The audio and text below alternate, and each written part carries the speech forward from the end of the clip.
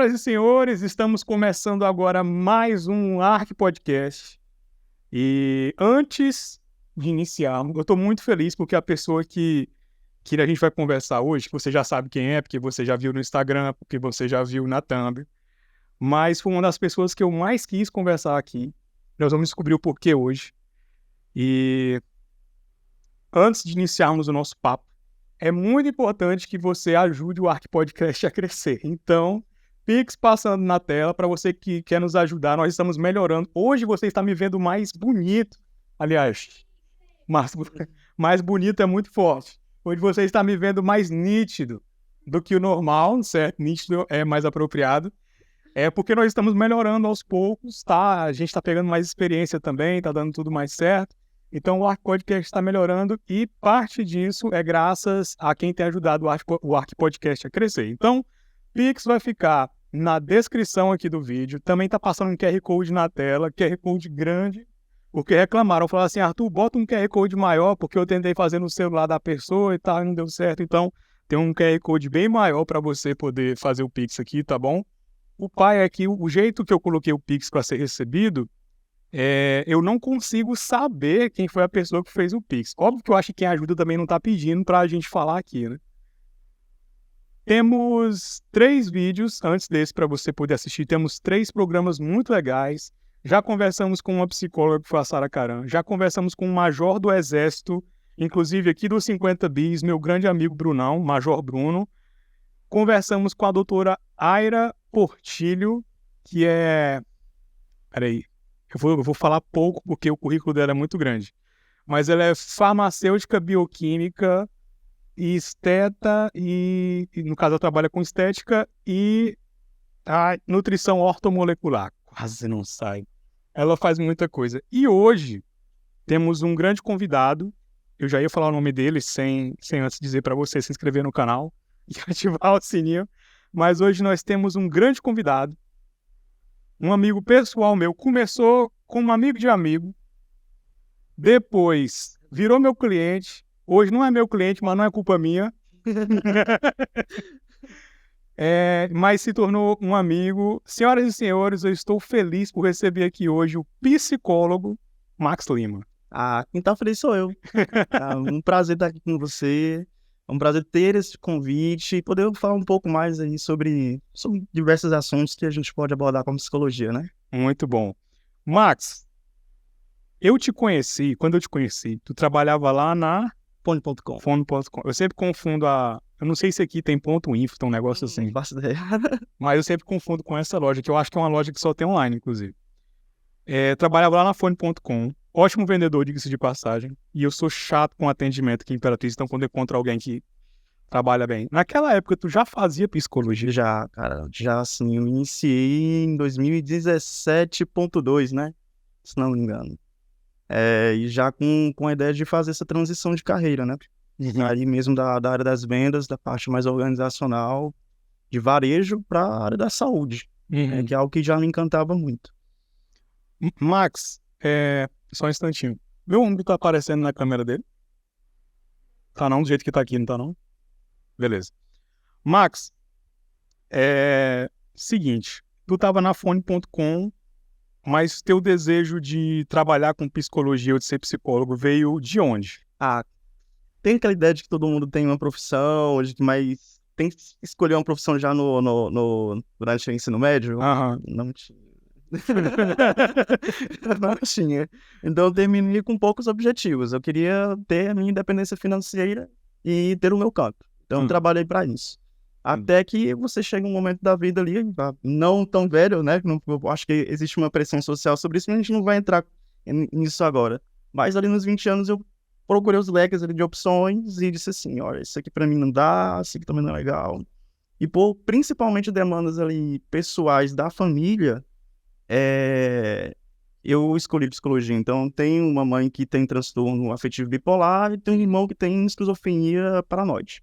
Caraca. E, cara, comportamento humano é algo fascinante. Então, o fato de eu poder alinhar, de certa forma, duas demandas me ajudou muito e me motivou muito a procurar psicologia como formação, né? Como uma profissão mesmo a exercer até aí o resto da minha vida.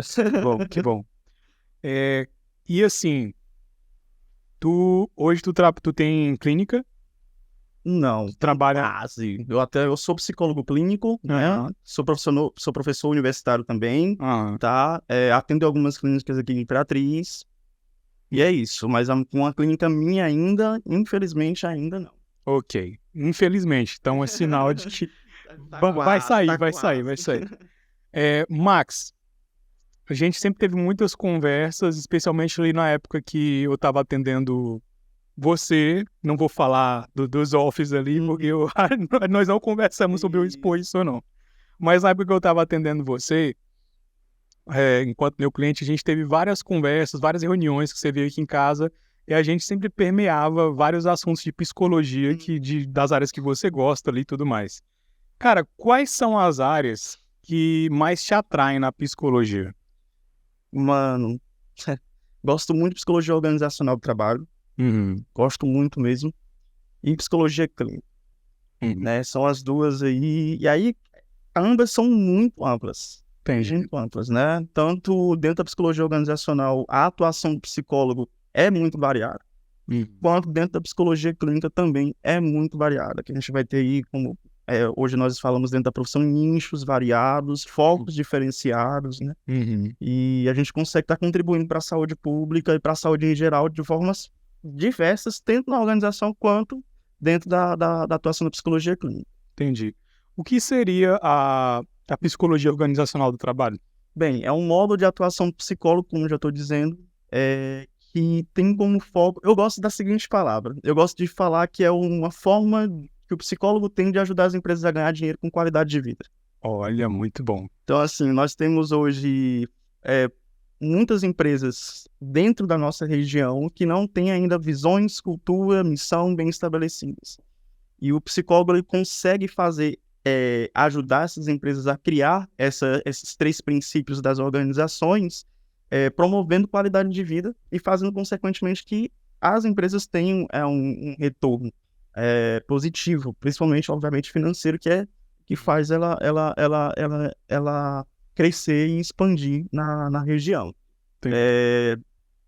Eu acho que a atuação do psicólogo, pelo menos organizacional, aqui está crescendo, tá? Então, assim, algumas empresas já estão aí procurando os profissionais de psicologia, já tirando um pouco desassociando a psicologia apenas à psicologia clínica, à saúde pública, mas uma psicologia mais voltada para o comportamento dentro das organizações, isso é muito legal.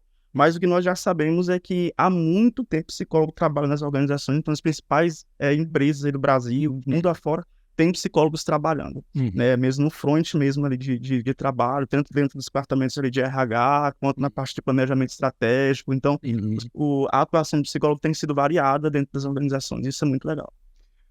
Eu acho que toda área de trabalho, de um modo geral, precisa de ter um profissional da saúde mental, especialmente hoje em dia, porque, na minha percepção, como é que nós estamos vivendo, como é que a nossa geração está vivendo. Antigamente, os nossos pais, os nossos avós, eles iam para o trabalho, ou eles tinham um próprio negócio, e aí trabalhavam desde cedo e tal, durante o dia, e chegava à noite, descansavam, paravam, iam fazer alguma coisa e iam dormir. E o que eu percebo hoje, especialmente na minha área do marketing digital ali, cara, desde quando você acorda, o seu cérebro ele já está processando informação. E mais do que processar informação, ele está descarregando dopamina. Ou seja, o fato de você pegar no celular já começa a descarregar algum tipo de prazer ou alívio, te entregar a famosa recompensa, e o seu cérebro começa a processar isso desde cedo. Então, mesmo quando nós estamos executando outras funções durante o dia, o nosso cérebro está recebendo mais informação. A gente não para mais para ter uma relação específica, acho que não é a melhor palavra, mas ter uma relação única com o nosso trabalho. A gente não consegue... Eu escutei o Karnal dizendo uma coisa, não concordo com tudo que o Karnal fala, tá? É um trecho do que o Karnal fala, onde ele falava sobre aproveitar o tempo. O que é aproveitar o tempo? É viver aquilo. Então, se você vai passar um tempo, isso é uma coisa que eu tenho dificuldade, isso que eu tô falando aqui pra ti. Se você vai passar um tempo com a sua esposa, cara, passe o tempo com a sua esposa. Se você vai assistir uma série, assista a série, entendeu? Então, aproveitar o tempo hoje é viver aquilo que você se propõe. E aí, o que acontece? Antigamente, trabalhávamos, chegava em casa e descansava. E hoje é o dia inteiro, em qualquer área, a pessoa trabalhando e processando informação por conta do celular, que tem um efeito biológico na gente. Inclusive, meu TCC ele foi sobre isso. Ele foi sobre o fato da gente não ter nenhuma proteção sobre as reações químicas que as redes sociais causam no nosso... Não foi bem assim que eu botei o título do TCC, mas a intenção era essa.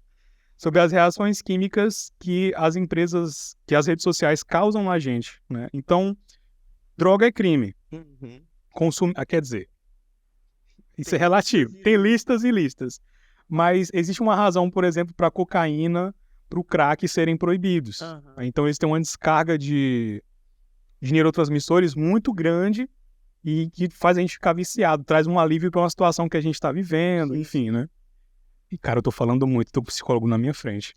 Mas é porque eu tenho muita dúvida sobre isso, então... Tranquilo. E aí a gente tem uma rede social que também descarrega várias doses de dopamina, que é um neurotransmissor da felicidade, motivação, muitas aspas. Você vai poder falar melhor sobre isso, tá bom? E a impressão que eu tenho é de que não só na área do marketing digital, mas em todas as áreas, a gente tá ficando mais cansado.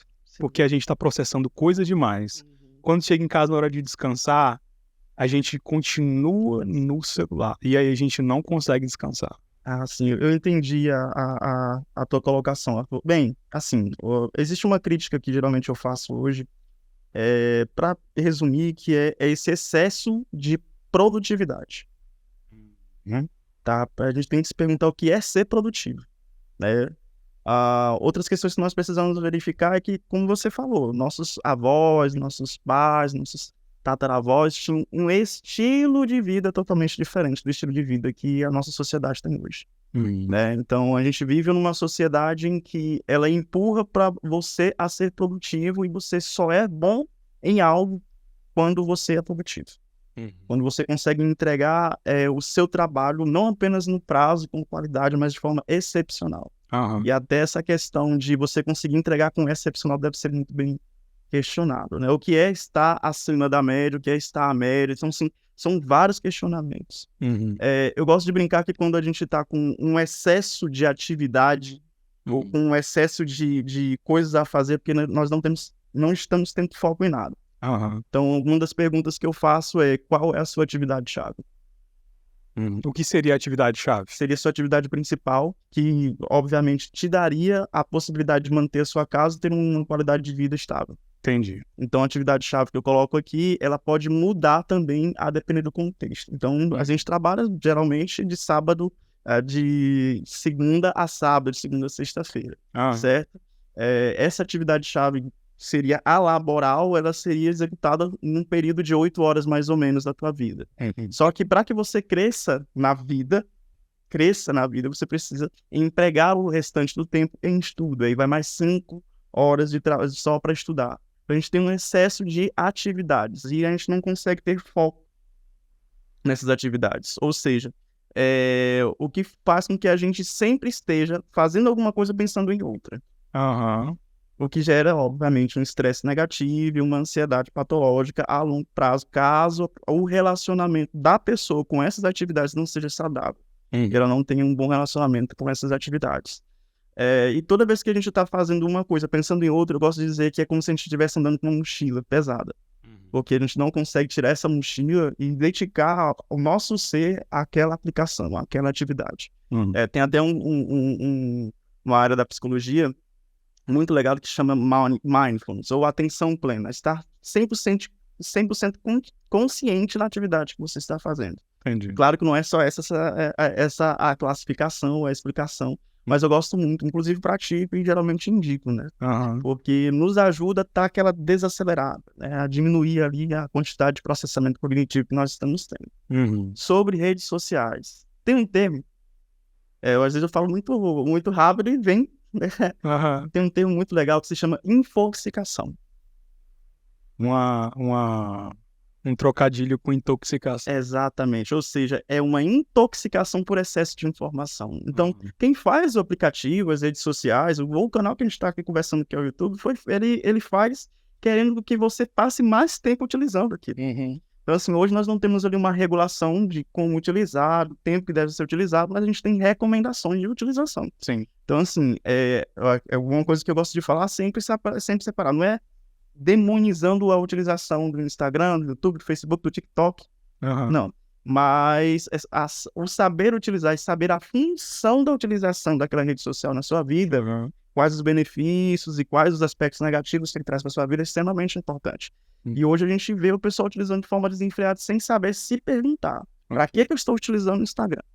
Quais são os perfis que eu sigo? Quais os tipos de influência que esses perfis exercem sobre a minha vida? Quais os tipos de influência que esses vídeos do YouTube que eu assisto exercem sobre a minha vida?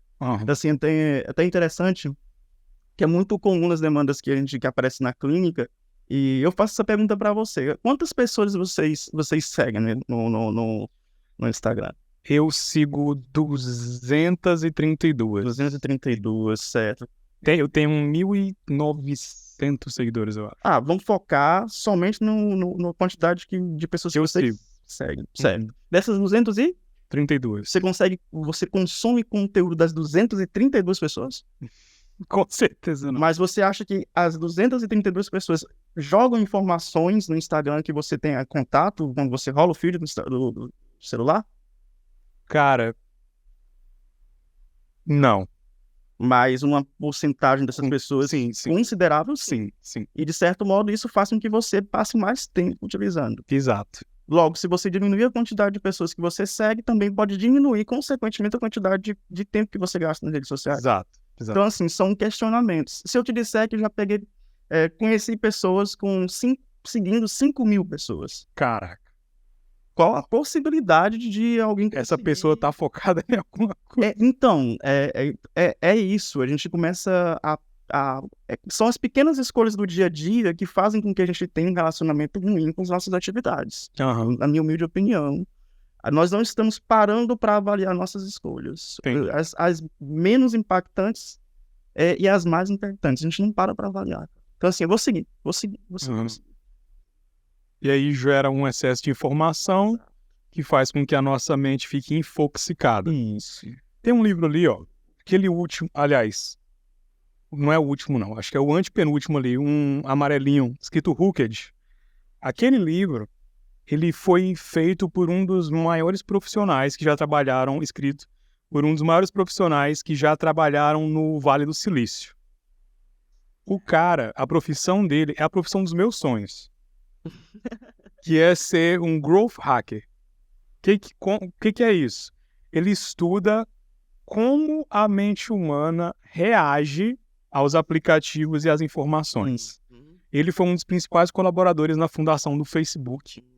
Então, basicamente, a semente de como o Facebook é hoje, não só o Facebook, mas o Instagram e o Pinterest também, ele foi Hoje eu acho que ele trabalha no Pinterest, inclusive, que é uma rede social que eu passo bastante tempo pegando referências de imagem para desenho, por exemplo.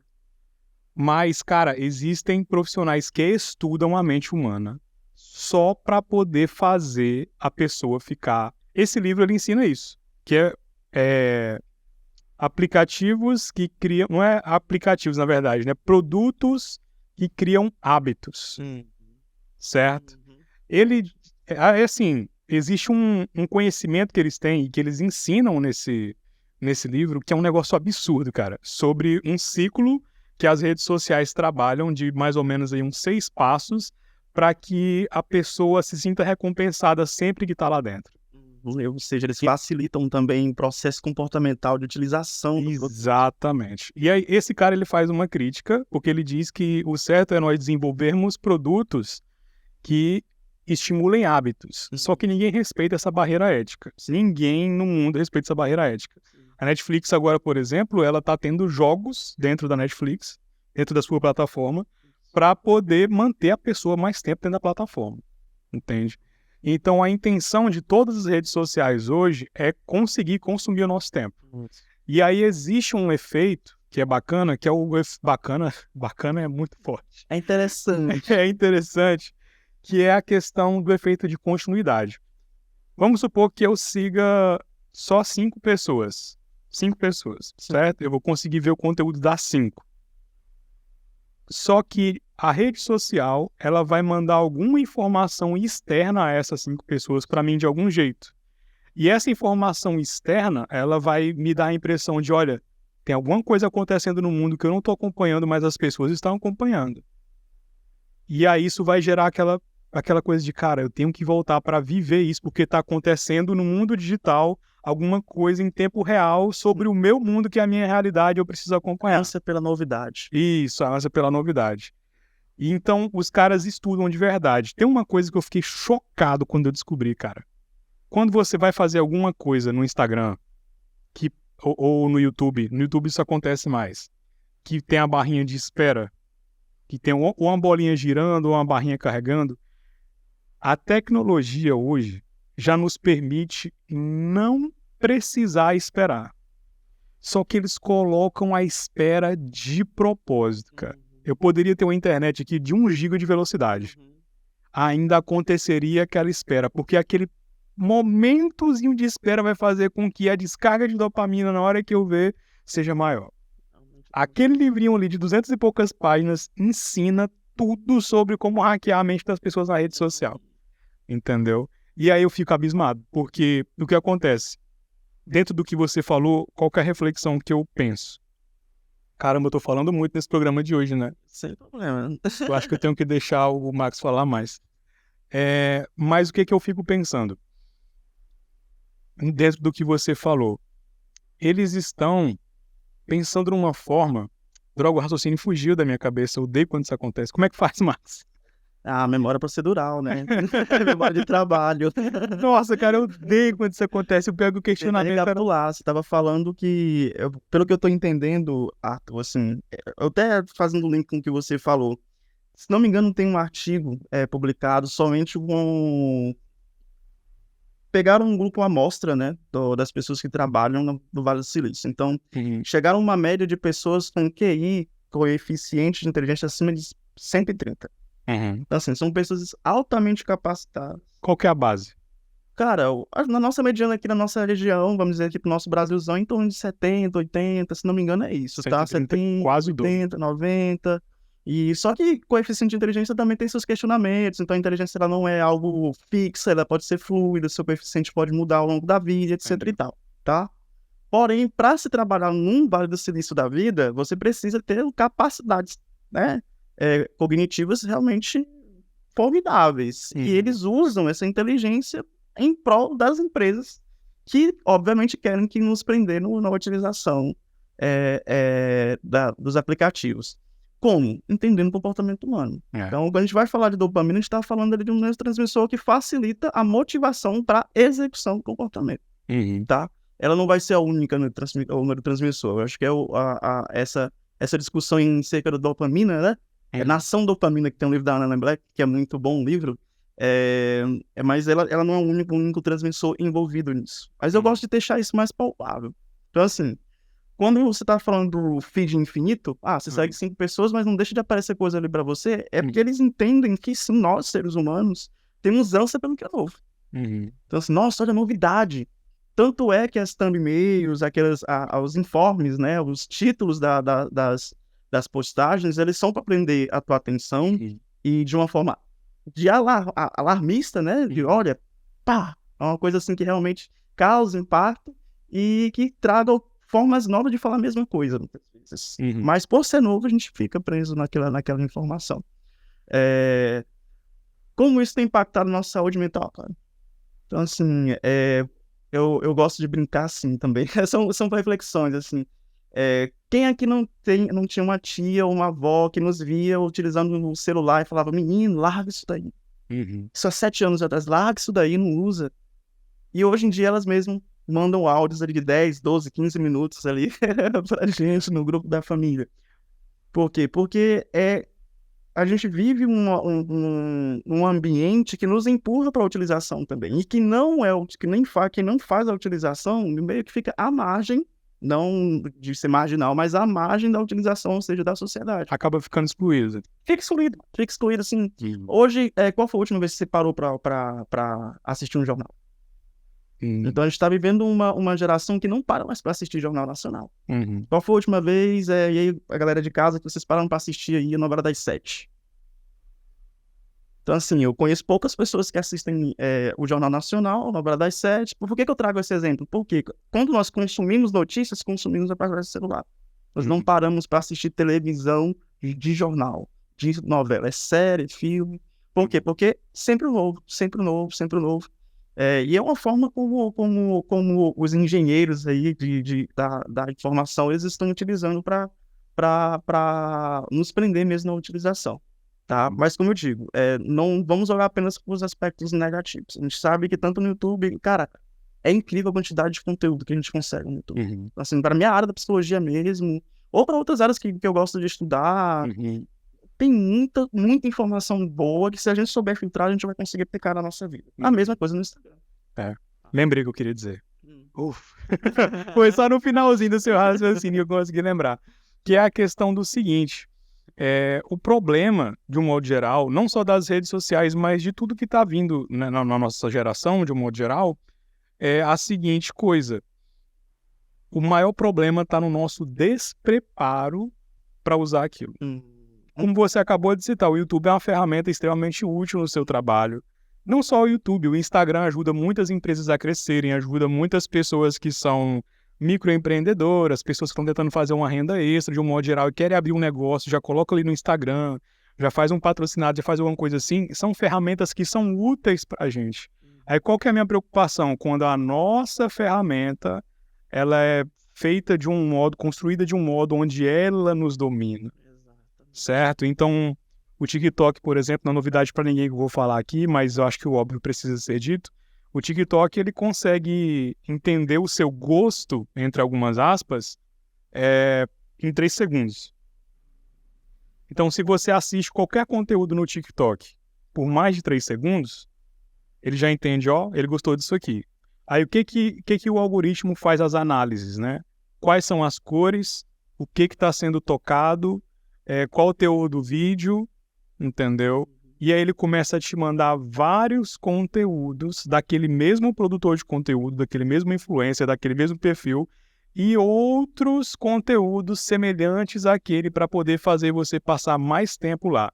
E nem sempre é uma coisa que você gosta. Às vezes você está zapeando aqui e você vê um vídeo que não necessariamente é de algo que você gosta, mas é de algo estranho. E pela estranheza a gente fica... Aí daqui a pouco começa a passar...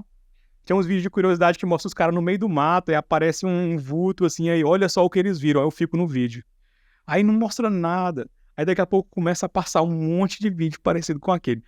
Eles conseguem ler o nosso gosto, e aí uma coisa que era para ser uma ferramenta na qual nós dominamos, elas nos dominam, elas geram prazer em nós. O que me faz lembrar um dos meus filmes preferidos, que é Matrix. Sim. Basicamente, o enredo de Matrix, nós fomos transformados em baterias. Nós somos presos em um mundo e esse mundo sempre está descarregando prazer na gente. Prazer não é a palavra certa. Está sempre descarregando emoções na gente. As nossas emoções geram ondas elétricas, não sei dizer exatamente como isso, né? É Matrix. E aí gera bateria para poder fazer as máquinas funcionarem, né? Que o mundo já foi todo poluído. E basicamente é isso hoje. Eu só não sei se a gente de fato está numa Matrix. A questão é que hoje as máquinas, as inteligências artificiais, elas estão literalmente dominando a nossa mente. Assim, nós ficamos reféns.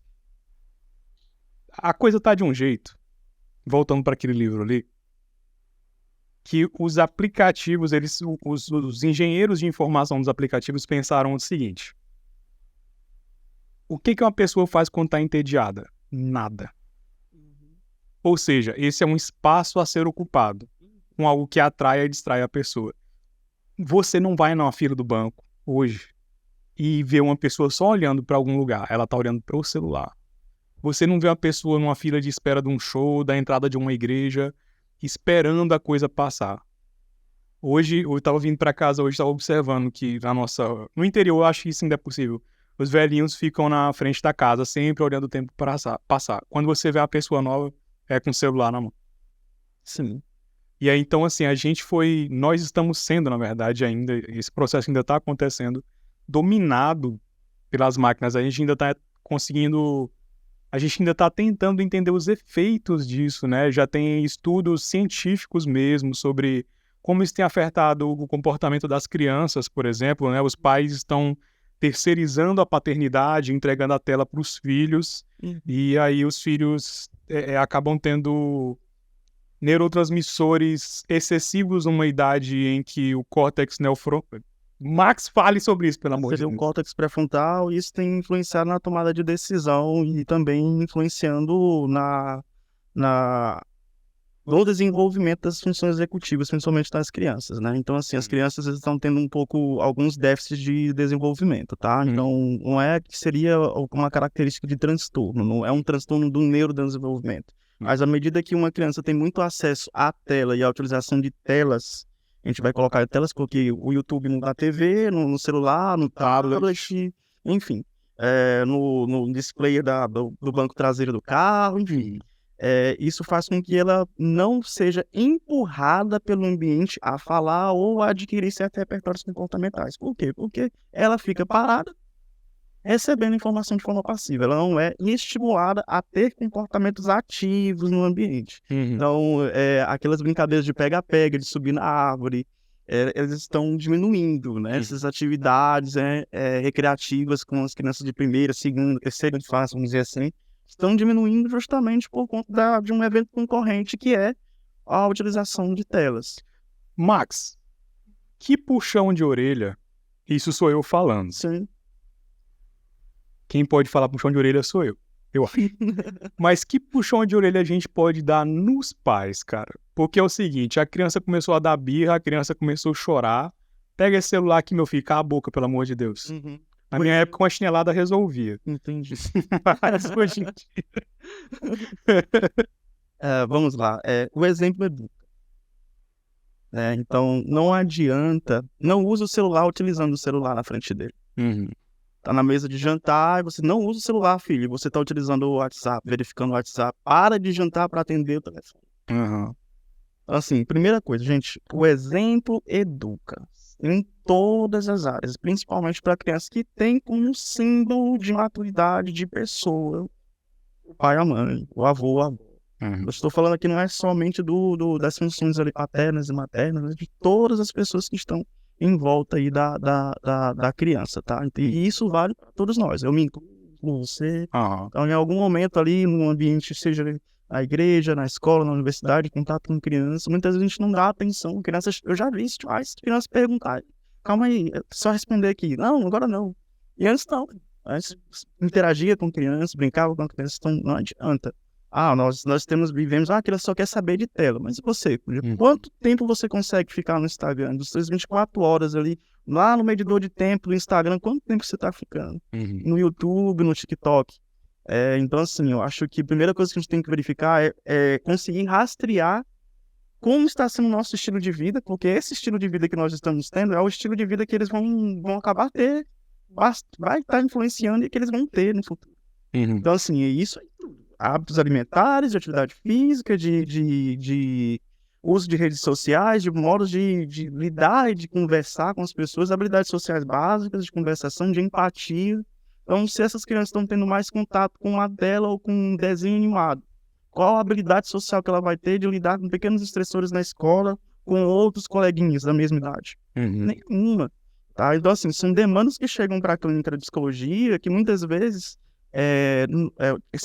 eu até brinco que são demandas que não são de transtornos, são de déficit de desenvolvimento mesmo. Entendeu? Então, assim, até entra também na questão do número de diagnóstico errado. Às vezes é isso. Então, assim, a criança tá com um excesso de estímulo e não tá com déficit em algumas áreas de desenvolvimento de fala, de escuta, tá? E logo coloca um diagnóstico. Não, é uma questão de treino de habilidades sociais para crianças, entende? Então, assim, esse é o puxão de orelha. Não adianta apenas tirar da criança se você está consumindo na frente dele. Ele está recebendo informação do consumo indiretamente. Tá? Então, assim, criança não está utilizando, diminua muito a utilização na frente da criança também. Então, é uma questão de estilo de vida. Não precisa, porque crianças dormem assistindo desenho no tablet. Isso é natural? Claro que não. Claro que não, mas os pais fazem isso. Aí a criança vê o pai fazendo, maior exemplo, maior base de vida. Então, não, o exemplo educa tanto para o lado positivo quanto para o lado negativo. Entendi. Max, agora sim, enquanto estava falando, eu pensei sobre uma coisa. Que aí a gente precisa ter cuidado. Enfim. E esse surto de TDAH que tá por aí, cara? Porque é o seguinte, tudo agora é TDAH. Não é falta de caráter, não é irresponsabilidade. Eu sou um TDAH, não, meu TDAH não sei o quê, não sei o quê. Tá, só pra constar, galera, eu acho tão pai ter que justificar a piada. Pessoal, realmente existe o TDAH. Eu tô com um profissional da minha frente aqui, ele vai falar tudo sobre isso. Mas a minha preocupação é porque eu não sei se virou uma desculpa para as pessoas não fazerem a coisa, porque às vezes até quem tem TDAH parece que não vai atrás de um tratamento para isso. E se apoia no TDAH para não consertar a própria vida, não endireitar as coisas, né? Então, eu queria que a gente falasse sobre o TDAH, porque na hora que você falou aí sobre... Você falou que existem alguns transtornos, mas que nem sempre tem a ver com um transtorno. Às vezes é um déficit educacional, algo do tipo. De desenvolvimento. Desenvolvimento, isso. Déficit de desenvolvimento. Então, cara, TDAH. Até onde pode ser ansiedade ou estresse? Até onde a gente confunde? O que você pode falar pra gente sobre isso aí? Que é uma grande... Às vezes parece uma grande desculpa. Pra mim, sinceramente, parece uma grande desculpa. Uma forma de se justificar. Não, isso aqui é meu TDAH, né? Outro dia eu vi um cara que ele falou assim, Arthur, eu tava trabalhando com ele. Arthur, eu vou ali buscar um negócio e volto.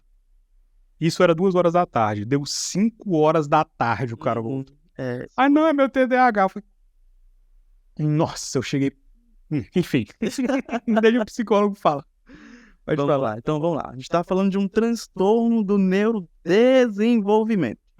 Tá? Então a gente tem ali, nós nascemos e nós temos ali um desenvolvimento neurobiológico, neurocognitivo. O TDAH ele se apresenta já na primeira, segunda infância ali. Então, se o indivíduo não tinha diagnóstico de TDAH ali entre 10 e 12 anos, e ele não apresentava também comportamentos, por exemplo, dificuldade de aprendizagem na escola, ele era uma pessoa típica, normal, assim.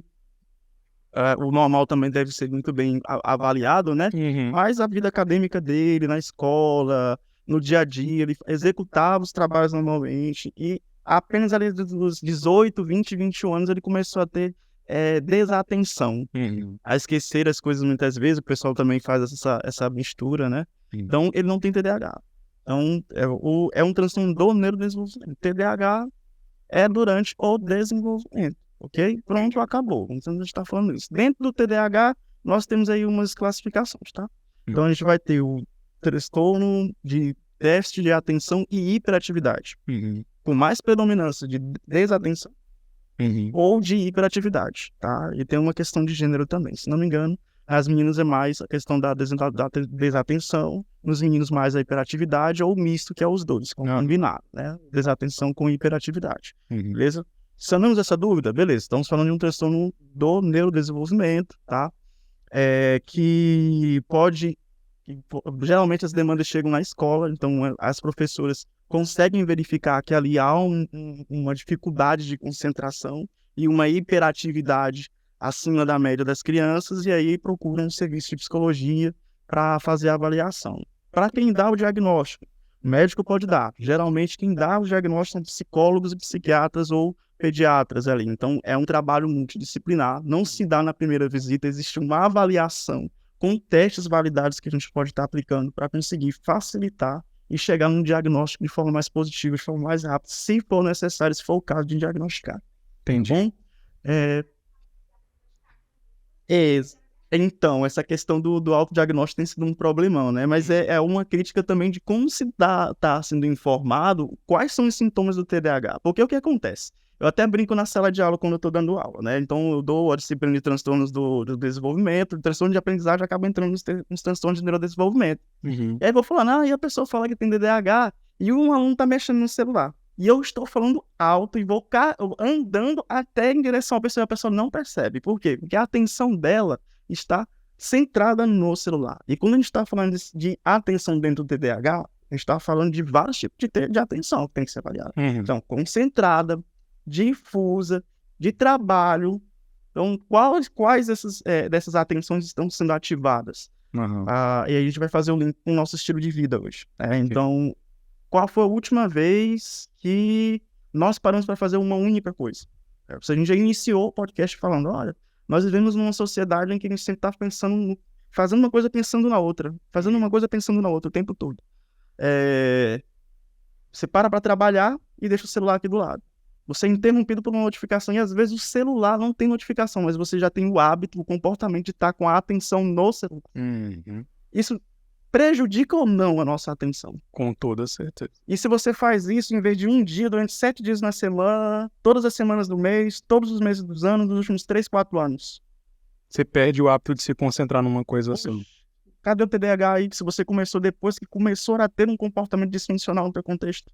Então, o que é que está acontecendo aí? É um excesso de estímulo e a gente não está conseguindo modular de forma saudável esse estímulo, tá? Então, assim, como eu geralmente falo, olha, é o relacionamento que você tem com o objeto. Qual objeto? A rede social, o celular, o que está te gerando a falta de atenção. Eu acho que eu consegui explicar mais ou menos. Com toda certeza. Com toda certeza. Max, dentro do consultório deve receber muitas demandas voltadas para essa questão de ansiedade, e estou supondo, tá? Mas de ansiedade, e normalmente a raiz, eu presumo, enquanto leigo, que está no modo como a gente está levando a nossa vida hoje. E aí eu tô falando não só de aparelhos celulares, pra gente sair um pouco do celular, que a gente tá falando do celular desde a hora que começou esse programa, rede social, mas também de hábitos saudáveis, desde a exposição à luz do sol, até exercício físico, as coisas que são básicas que todo mundo fala e que ninguém pratica. Inclusive, estamos no rumo da mudança real oficial deste programa, do apresentador que vos fala, de estilo de vida. Inclusive, estou com uma roupa aqui de quem já cadastrou o cartão de crédito na academia. Não, mas a gente está... A Aira esteve aqui semana passada, eu preciso realmente estar mais bem disposto para o tempo que eu estou vivendo, porque eu estou numa jornada tripla. Então, querendo ou não, eu tenho que estar com a alimentação mais em dia, tenho que estar praticando exercício. Depois do episódio da UTI, eu perdi um peso, só que eu nunca... Eu perdi o peso meio assim, sem querer, saca? Eu não estava com objetivo. E agora a gente está, literalmente, agora minha senhora também está dentro dessa comigo, a gente está fazendo uma feira mais saudável, mais hortifruti, menos Burger King. E aí a gente está tentando mudar, para poder eu ter mais disposição, especificamente eu, para poder viver a jornada que está hoje. Né? Então, assim, no consultório, é complicado, porque tu não pode falar do teu paciente em si. Sim. Mas na psicologia, as demandas têm aumentado muito mais por conta de como a gente tem vivido a nossa vida nesse sentido. Vamos lá. Então, uma coisa muito comum na clínica, né? O pessoal, em geral, isso é normal e é o nosso papel como psicólogo, como profissional de saúde, saber explicar isso e explicar isso pra galera. Gente, nem sempre é ansiedade. Às vezes é estresse. E aqui não é só estresse, é estresse. Então, é necessário saber diferenciar o que é a ansiedade e o que é o estresse. Isso já é um bom ponto de partida, tá bom? Então, são duas emoções que podem ser muito funcionais ou podem ser disfuncionais. Quando eu digo funcional, é benéfico. Pode ter uma função boa, né? Uma função ali que traga ali uma recompensa legal. Ou pode ser disfuncional quando ela atrapalha a atividade que a gente quer executar, quando ela atrapalha ali o nosso dia a dia, os nossos relacionamentos, a nossa forma de trabalhar, tá? Então, o estresse, para ficar mais simples, ele ocorre quando há alguma desregulação do dia a dia. O estresse está com algo que é ruim e está presente no dia, no momento. Por exemplo, eu gosto de brincar com os exemplos do dia a dia de casa do casal, né? Então, é o marido que deixa a toalha em cima da cama molhada. Só que ele não fez isso de forma uma vez, ele fez isso todos os dias da semana, todas as semanas do mês. Ou o colega de trabalho que é tóxico, que ele sempre traz algumas informações ruins, fica te atrapalhando, não te ajuda no trabalho. é aquele colega de trabalho que geralmente ele não está sendo produtivo ou não está com um objetivo claro ali para você. O trânsito também é um ótimo exemplo, Nossa, principalmente o de trânsito é ótimo. Imperatriz. Então, quem é que anda no trânsito de Imperatriz não fica estressado? E você faz isso geralmente nos horários ali que está indo para o trabalho, que está voltando para o almoço, que está muito quente, ou então está voltando já para casa mesmo no final da tarde, está aquele trânsito terrível, você está com fome, e isso são pequenos estresses que se acumulam. E esses pequenos acúmulos de pequenos estresses durante os dias, e é isso que eu quero que vocês entendam, tá? Então, assim, não é esporádico, pontual. É algo diário, tá na rotina da pessoa, tá no estilo de vida da pessoa. Então, assim, é excesso de atividade, é relacionamento que não tá legal, é um estresse no trabalho, é estresse no trânsito, e isso vai se acumulando, tá? E aí existe o estresse que a gente vai chamar de estresse negativo, e aí o indivíduo tende a modular esse estresse com outros comportamentos. O que seria modular? Seria diminuir o impacto do estresse de forma fisiológica e também psicológica. Entendi. Tá? Então, há quem coma e há quem treine. Eu gosto de brincar assim. Então, tem quem descarrega na alimentação e há quem descarregue no treino. Né? Há também quem utiliza outros vícios. Vamos dizer, vícios em substâncias lícitas, como também não é também uma forma de comer, que é o álcool, que é muito utilizado na nossa sociedade para modulação de emoções, né? Estresse e outras emoções, mas principalmente estresse. Então, aquele indivíduo que chega no final do dia e pega ali 3, 4 latinhas de cerveja e bebe.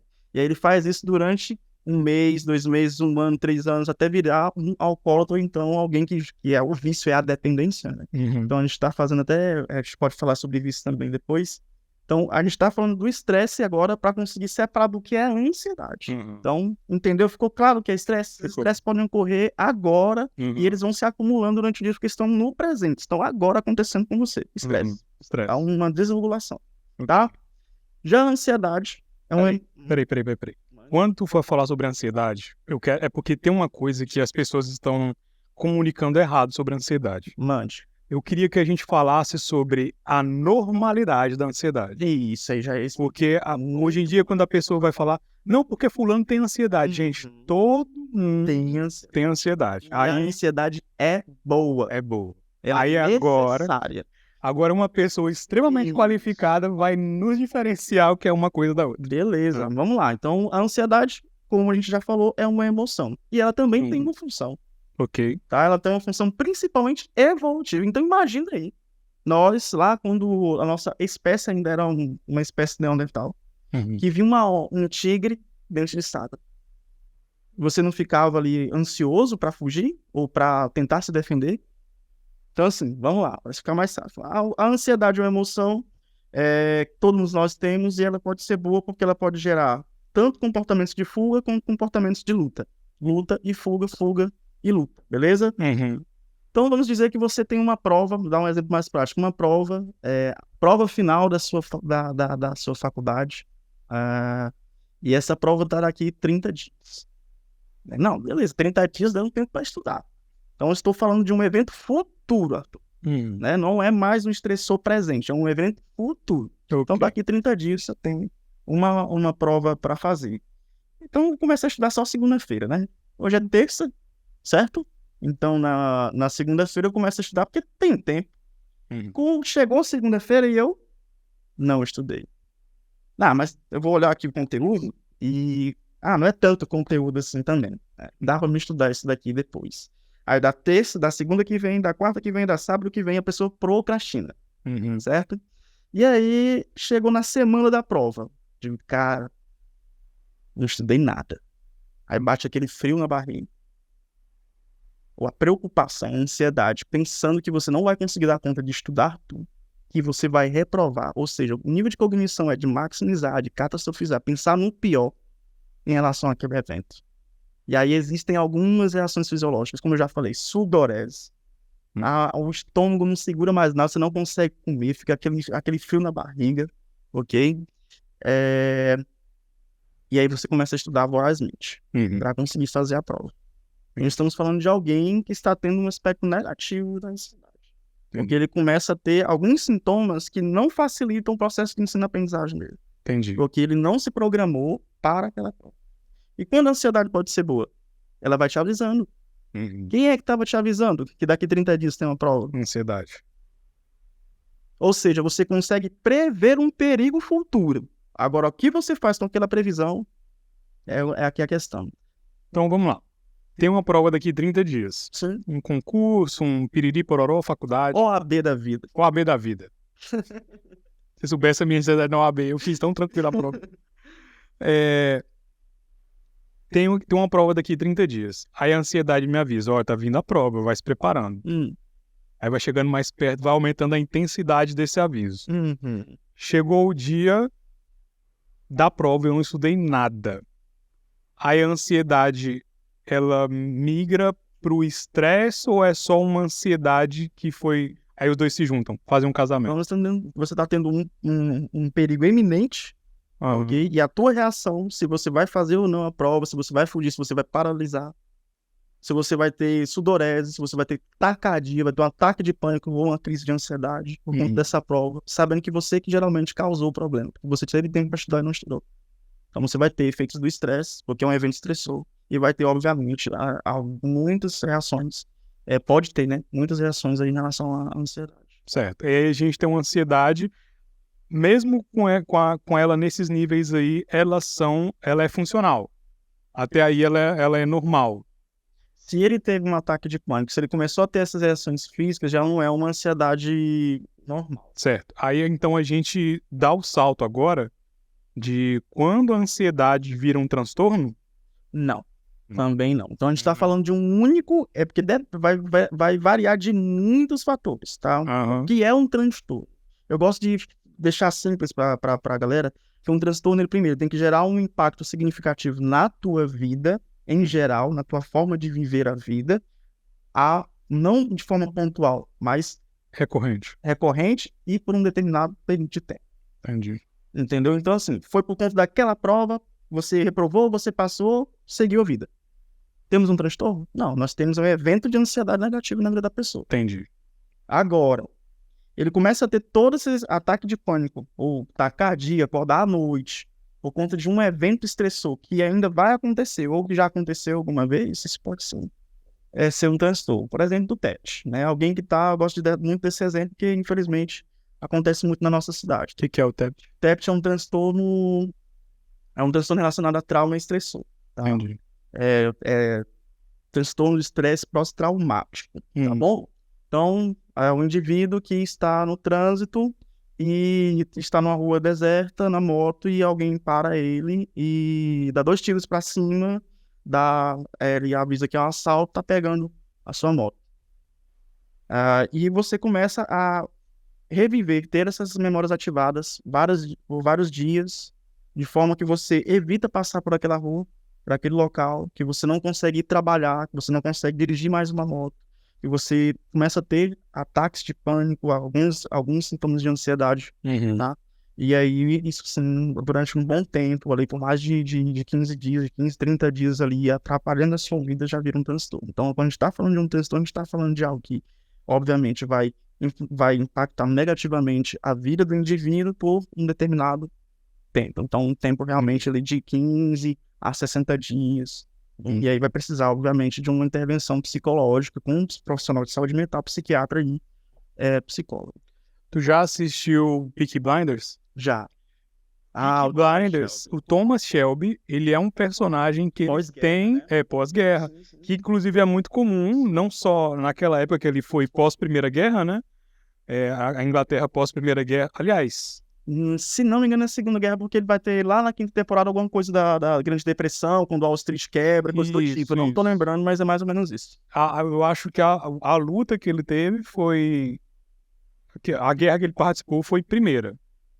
A série ela acontece entre a Primeira e a Segunda Guerra, eu acho. Que no final acontece a ascensão do partido... Como é que é o nome do negócio que o pessoal chama Bolsonaro? Fascista. A ascensão do partido fascista. Não lembrar. Não, tudo bem. E aí o que acontece? Ele foi ajudar na Primeira Guerra ali e tudo mais, E lá ele perdeu amigos, e explosões e situação de guerra. Ninguém precisa explicar muito aqui, que é um negócio complicado de se viver. E a série, basicamente, é o cara lidando com isso. O pessoal posta foto do Thomas Shelby, posta vídeo dele caminhando em câmera lenta. Mas não... E sempre vê uma frase de masculinidade, e seja frio como o Thomas Shelby. O pessoal não percebe que a série, a família do cara tá se acabando, que os amigos dele estão se acabando. E que, basicamente, tudo que ele tem vivido até o final é uma reação ao estresse pós-traumático que ele tá vivendo. Inclusive, o personagem, se vocês pararem para prestar atenção, não consegue dormir e usa de ilícitos, um cachimbão da paz pesado de ópio para poder dormir. Álcool também. Então, até que o álcool já não cede e não faz ele ter indução do sono. Tá? Aí ele não consegue nem induzir e nem ter sono de qualidade. Então, ele sempre tá com aquele aspecto de cansado, tá? De estressado. Então, ele tem muitos ataques de raiva. O humor lá variava muito. Um ótimo personagem para falar sobre Ted. E, cara, sobre estresse pós-traumático. Ano passado teve o lance do acidente. A gente tinha acabado de fechar um contrato. Verdade. E aí, eu tava voltando da igreja, era aniversário. E aí, na volta lá da nossa igreja, a gente tava no sinal vermelho parado, o sinal que fica ali em frente à Equatorial, e veio uma moça embriagada num carro. Passou por... Não vou dizer que passou por cima, né, que a gente tá aqui. Mas, enfim, bateu. E aí, agora, cara, toda vez que eu tô de moto na rua... Hoje até que não, porque eu trabalhei um pouquinho a questão do enfrentamento. Mas toda vez que eu tô na rua de moto, e eu tô parado no semáforo, eu olho pro retrovisor e vem um carro, eu buzino para ter certeza de que o carro tá me vendo. Olha aí. Entendeu? Eu já fiquei, tipo... Já dei aquele episódiozinho algumas vezes, né? Hoje, como eu falei, hoje tá mais tranquilo. Mas já deu um ataque cardíaco, eu falei, vixe, vai acontecer de novo. Especialmente quando o carro freia quase em cima. Esse é o pensamento. Exato. E estresse pós-traumático. Isso, são alguns traços do estresse pós-traumático. Entendi. São alguns traços. Se, por um acaso, você teve alguns prejuízos na sua vida e que você não conseguiu manter o trabalho, você não conseguiu... Tava tendo muita dificuldade no relacionamento, ou, o sofrimento estava intenso, estava revivendo a cena várias vezes. Aí o prejuízo já está muito grande, procurar um profissional de psicologia, de saúde mental, tá? Psicólogo e psiquiatra, tá? Justamente para conseguir ter uma intervenção mais rápida. Quanto mais rápida a intervenção, melhor ao curso, vamos dizer assim, do tratamento. Entendi. Cara, na noite do acidente foi um negócio terrível. Assim, a cena o que eu lembro? Tudo girando. Sim. Eu fui parar 2 metros quase longe da moto e a Brenda girou e caiu em cima da moto. Então, onde a gente sabe, né? Que ela, enfim. Cara, na hora que nós chegamos em casa, nós fomos orar, agradecer a Deus e tal, porque a gente estava bem e tudo. O meu maior prejuízo foi material ali, né? Meu material de trabalho todo se foi embora. Câmera quebrou, o notebook foi um terrível. Mas na hora que a gente foi deitar pra dormir, de fato, cara, ficava vindo a sensação de tudo girando o tempo inteiro. E eu nunca senti nada parecido com aquilo. Também nunca sofri um acidente daquele tipo, né? Anestesiado. Nossa, né? É um negócio muito, muito pesado, assim. Até a mente assimilar que aquilo aconteceu. E agora tá tudo bem, demorou um tempo. Demorou. Os efeitos, ele foi muito mais psicológico, assim. É por isso que cabe processo nesse negócio. A pessoa teve... A gente escuta muito no processo civil por aí que a pessoa ela teve forte dano emocional. Sim. Né? Então, é por conta disso. Porque algumas situações em acidentes, elas são traumáticas a ponto de impedir a gente de ter o dia a dia normal de novo. Afetam a gente, como o Thomas Shelby, como o estresse pós-traumático no modo geral. Mas hoje eu tô bem melhor sobre isso, graças a Deus e graças à psicologia. Sim. Tô bem melhor. Max, podemos voltar para a ansiedade. Então a gente estava falando sobre a ansiedade, quando ela é boa, quando ela é ruim. Nós falamos sobre a questão da diferenciação entre ela ser um transtorno e ter um episódio de ataque de pânico, por ser um transtorno, né? O que caracterizaria um transtorno de ansiedade, o que não caracterizaria um transtorno de ansiedade. Então, um evento estressor futuro que te faz ter reações à ansiedade que não impactam significativamente sua vida, não é um transtorno. Porém, se está impactando significativamente e durante vários dias, é necessário procurar um profissional de saúde mental. Agora, a grande questão que eu falo aqui é a seguinte: não é porque não é um transtorno que você não precisa de ajuda. Entendi. Então, assim, se toda vez que você tiver um evento futuro estressor e você tem sintomas de ansiedade, ataques de pânico, tem alguma coisa aí que já está indicando algum, né? Já está indicando, óbvio, olha, acendeu a luzinha aqui, eu preciso aprender a lidar com essa situação de forma mais funcional. Então, a gente está falando de comportamento. Como eu estou me comportando diante dessa situação? Então, não é só quando se tem transtorno, não, gente. Até porque a psicologia trabalha especificamente dentro de prevenção. O fato de eu estar falando isso para vocês, e vocês podem estar se identificando, então, obviamente, é o fato de vocês já acenderem a luz, um alerta e procurar a ajuda de profissional de psicologia. Tá? Psicoterapia mesmo. Max, sempre que cita-se ansiedade ou depressão, né? Transtorno de depressão, transtorno que a gente pode falar um pouco mais a fundo da depressão daqui a pouco, mas sempre que essas coisas da mente humana sobre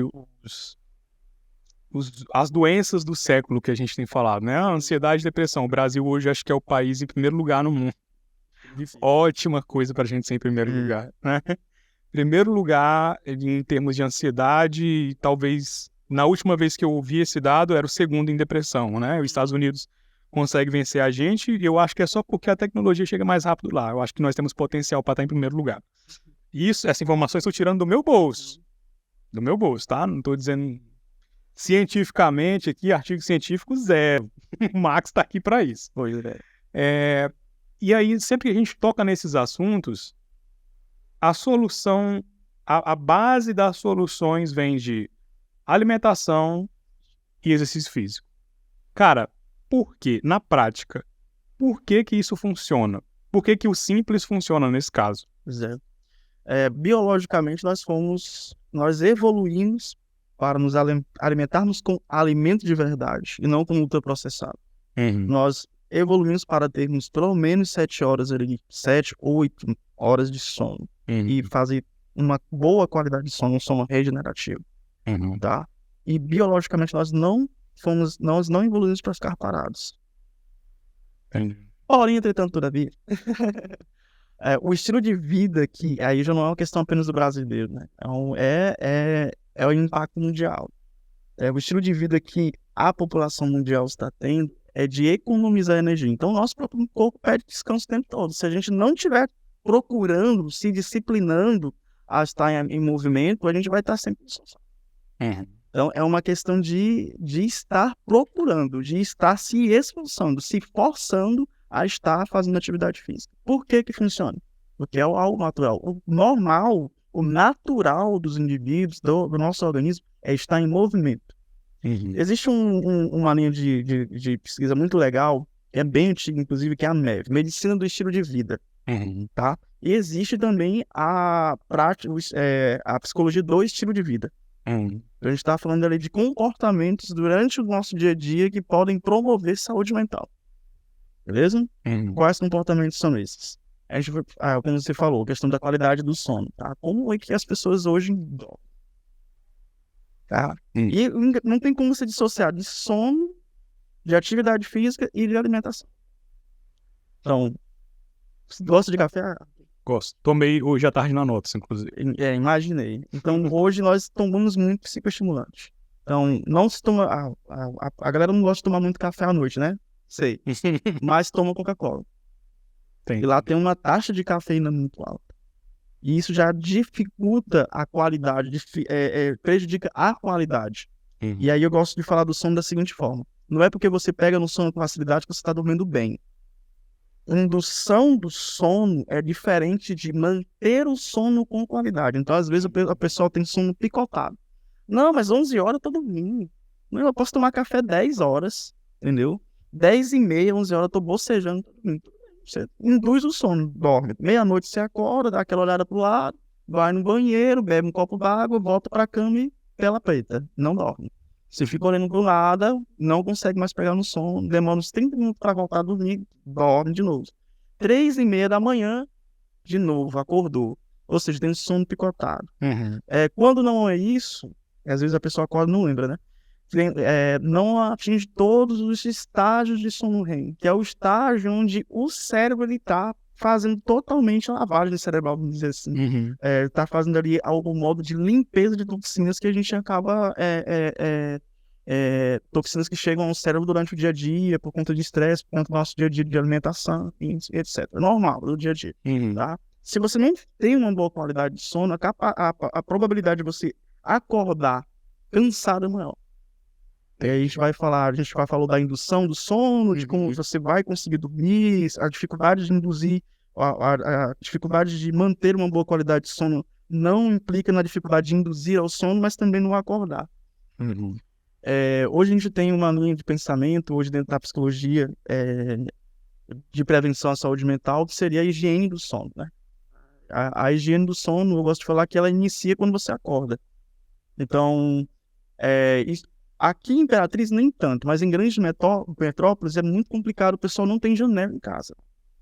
Nos quartos não tem janela. Então, a primeira luz que eles têm contato é a luz artificial, né? Então, quando eles acordam, pegam uma luz com baixa quantidade de nits, vamos dizer assim, de lumens principalmente, e que elas não ativam um genes clock, que é um genes que a gente tem no nosso circuitaria cerebral, que ativam no momento que a gente acorda e vai fazendo a ativação de produção de melatonina e como a gente vai também entrando em estado de sonolência. Então, acordou, não se expôs à luz do sol, e você faz isso durante bastante tempo. Novamente, eu estou falando aqui, não é algo pontual, não foi hoje. Não, é de forma crônica, durante a sua vida, no seu estilo de vida. Você faz isso há meses, anos. Tá? Então, você já vai ter o teu sono prejudicado. Entendi. Quando a gente está falando de alimentação, a gente está falando de consumos de caloria. Eu gosto de tratar a alimentação, muitas vezes, com matemática. Então, quantas calorias você gasta por dia e quanto você está consumindo? Se você gasta 2.000, está gastando 3 e está consumindo 3.000, e você está fazendo isso todos os dias da semana, 3, 4 vezes na semana, e isso está sendo crônico, então a capacidade que você tem de adquirir um sobrepeso é maior. Entendi. Então, consumindo mais caloria do que gasta. A gente vai falar logo assim. É simples, você está consumindo mais do que gasta. Eu gosto muito do exemplo do Nikito, né? Um Nikito ele tem mais caloria do que um Nikito médio, tem mais caloria do que um prato de arroz com feijão e carne de 500 gramas. E ali é muito açúcar e gordura, né? Com certeza. Você pega ali Claro que vai depender da composição do prato, não sou nutricionista, é bom falar. Um nutricionista fala isso com muita propriedade. Mas a capacidade que nós temos de viciar em alimentação de hiperpalatáveis ou hipopalatáveis, né? Que são essas comidas ultraprocessadas, né? Que não vencem, né? Tu nunca viu um biscoito recheado mofado? Não, só se você deixar aberto ali. Exatamente. Mal protegido. Beleza? Então a gente falou aqui da importância da alimentação, falou da importância de manter uma qualidade de sono boa, tá? Dormir bem, você está falando da higiene do sono e da capacidade que nós temos aí de consumir muita cafeína. Então, assim, diminuir o uso de cafeína, cara. E aqui eu não tô falando do café. Tô falando da cafeína. E a cafeína pode estar em energéticos, né? Tem um dado muito legal que saiu na Science sobre a utilização e o consumo de energético, né? Só subiu mais de 300% da população mundial. Caraca. Posso te mandar um artigo, é bem legal. O que acontece? Um Red Bull, um Monster, eles têm mais de 100 miligramas de cafeína. E ele é gelado, é doce, ele tem vários fatores que influenciam a querer tomar o energético. E as pessoas tomam intradia, né? Várias vezes ao dia. E isso, obviamente, vai impactar na qualidade do sono e também na capacidade, na nossa qualidade alimentar, por conta da quantidade de caloria. É uma alimentação com um alimento que é ultraprocessado, tem muito açúcar. Mas quando a gente vai falar sobre comportamento de dormir, de se alimentar, a gente está falando da capacidade que nós temos de dificultar um comportamento, de facilitar um comportamento. Já pensou nisso? Então, assim, não está se alimentando legal, não está dormindo bem, quais são os comportamentos que você tem que dificultam esse comportamento? E quais comportamentos você precisa ter para facilitar a aquisição desse comportamento? É um conceito muito legal que a gente utiliza na psicologia comportamental. Como a gente pode facilitar o acesso a um comportamento que é benéfico, como a gente pode, e quais são os aspectos, quais os comportamentos, quais as variáveis que dificultam ao acesso a esse comportamento. Caramba! Tá, peraí. Eu gostei dessa parte aí. Eu quero que a gente se aprofunde nela. Mas eu queria só fazer um relato pessoal sobre o meu sono. Aproveitar que eu preciso. Claro. Eu durmo fácil. Induz o sono. Aí o que acontece? Eu sempre acordo perto do meu horário normal de acordar, que é 6 horas. Mas eu sempre acordo ali umas 5:30, 6. Porque bexiga cheia, cara. Sempre levanto apressado pra ir no banheiro. E aí eu vi esses dias um cara falando da área da psicologia. Um cara não, 2 caras. O Elsen Delanogare. E um outro carinha lá também, muito legal, parecido com ele. Os dois têm um nariz muito grande. E eles estavam falando sobre isso, sobre a questão de quando a gente tá com a bexiga cheia, na hora de dormir, no caso, quando ela fica cheia no meio da noite, o corpo, para você não urinar na cama, dispara adrenalina ou noradrenalina. E aí, E aí tu entra em alerta, cara. E para tu recuperar o sono depois de uma dessa, é difícil. É difícil. E para mim, e para todo imperatrizense, por conta do calor, é muito difícil parar de tomar água de 6 horas, 4 horas da tarde. Eu bebo muita água, graças a Deus. Dos hábitos saudáveis, acho que é o único que eu tenho presente em todo o tempo é esse. Eu bebo muita água. Só que é recorrente, cara. É recorrente. Batata de que eu vou acordar às 5:30, 5 horas. Só que eu também já acordo e fico. Certo. Eu não volto pra cama, não. Uma pergunta rápida. Em que hora que vai dormir? 10:30, 11 horas no máximo. Certo. Então tá fazendo ali 7, 8 horas de sono. Por aí. Então, 7, se 6. tu tá acordando por conta da bexiga cheia, teu organismo meio que já acostumou a acordar esse horário. E você tá falando pra mim que isso é recorrente. É, recorrente. Tem problema nisso? Cara, não. Não tem. Você acorda cansado. Não. Eu acordo de boa, vou ao banheiro. Pronto pra ter tua vida tranquila, tomar um café, começar a trabalhar, de forma produtiva, etc. Então, é muito...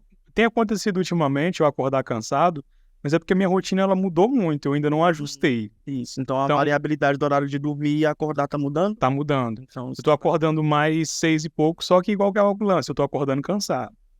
Aí é essa parte que eu acho chata, porque eu não estou habituado. Hoje mesmo eu acordei cansado, e foi muito paia, porque eu tô acostumado a acordar e viver minha vida. Eu acordo, aí o sono fica me puxando pra cá, aí eu fico meio assim, e eu já quero viver a minha vida, mas o sono não tá deixando, de manhã cedo, né? Mas acontece muito por conta dessa questão da bexiga cheia à noite. Mas então, se eu estiver concluindo ali às 7 horas de sono, não é problemático. Se for recorrente, se for um hábito. Você tá acordando no meio da noite? Tá acordando no meio da noite em seu horário? Muito dificilmente, não. Muito dificilmente. Raramente isso acontece. A escala aí de raro, frequente, sempre acontece, né? Entendi. Então, assim, raramente isso acontece. E aí, onde é que entra um nível beleza, isso aqui não tá legal. Se você acorda ali por meio de, sei lá, 2 horas, 3 horas da manhã, por conta da bexiga que tá cheia, que você bebeu muita água, tá? E vai no banheiro, volta pra cama e tem dificuldade de retornar pro sono. Que é muito comum você acordar no meio da noite com a bexiga cheia, entendeu? Voltou, induziu o sono novamente, ok. Quais os comportamentos que você pode ter que dificulte a indução de sono, vamos dizer assim, caso você acorde no meio da noite porque tá com vontade de ir no banheiro, certo?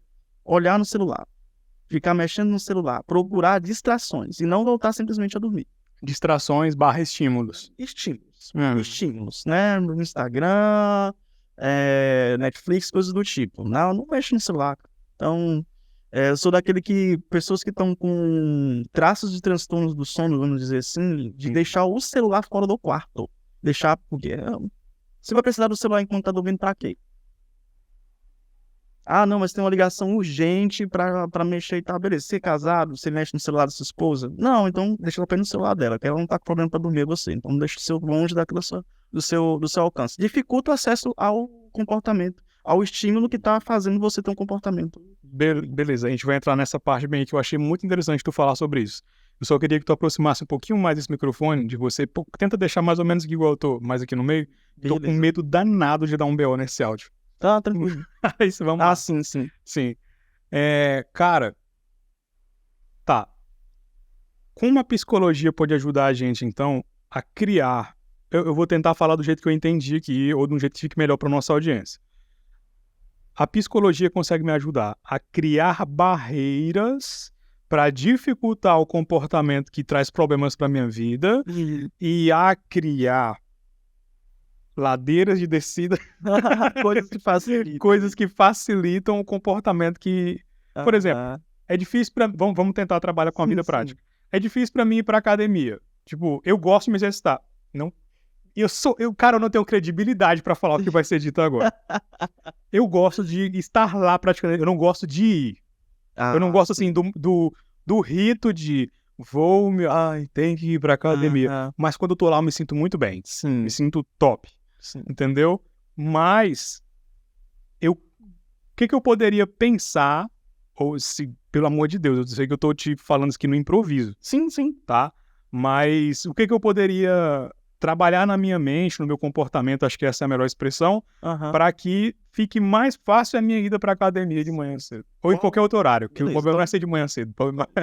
Vamos pensar que um comportamento precisa de um objetivo, certo? Então, qual o objetivo de academia para ti? Ficar mais saudável. Então, não é pull shape, não é isso. Sim, tranquilo. Literalmente, eu estou indo, eu não acredito que estou dizendo isso, mas eu estou indo por qualidade de vida, assim, porque eu preciso ficar menos ansioso e menos estressado.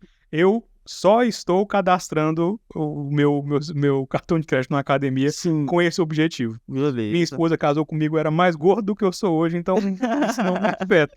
Mas no sentido de, cara, eu quero conseguir descansar melhor, eu quero conseguir ficar menos estressado e menos ansioso. Como eu estou numa jornada tripla de podcast, agência e urgência, então, a semana passada, por exemplo, eu esqueci várias coisas porque eu estava muito estressado. Então, coisas que eu tinha que falar, que eu tinha que dizer, eu esqueci ali. Eu falei, cara, eu preciso fazer uma virada nisso aí. Então, o objetivo hoje é ter vida saudável. E aí? Sobre o ir à academia. Então, qual a probabilidade de você ir à academia que fica 10 km de distância daqui? 0. Beleza. Quais os horários que você não iria de forma alguma para academia? Tipo, 1h seria um horário bom para você ir? Não iria em horários, se bem que hoje é bem difícil isso acontecer, horários que não estejam lotados. Mas eu não iria, tipo, 9 horas, que é o meio do meu horário de trabalho, 3 horas, onde é o momento produtivo do meu dia, eu não iria. Beleza, então qual seria o horário mais adequado para ir para você? Tipo, 5h30, 6. Da manhã?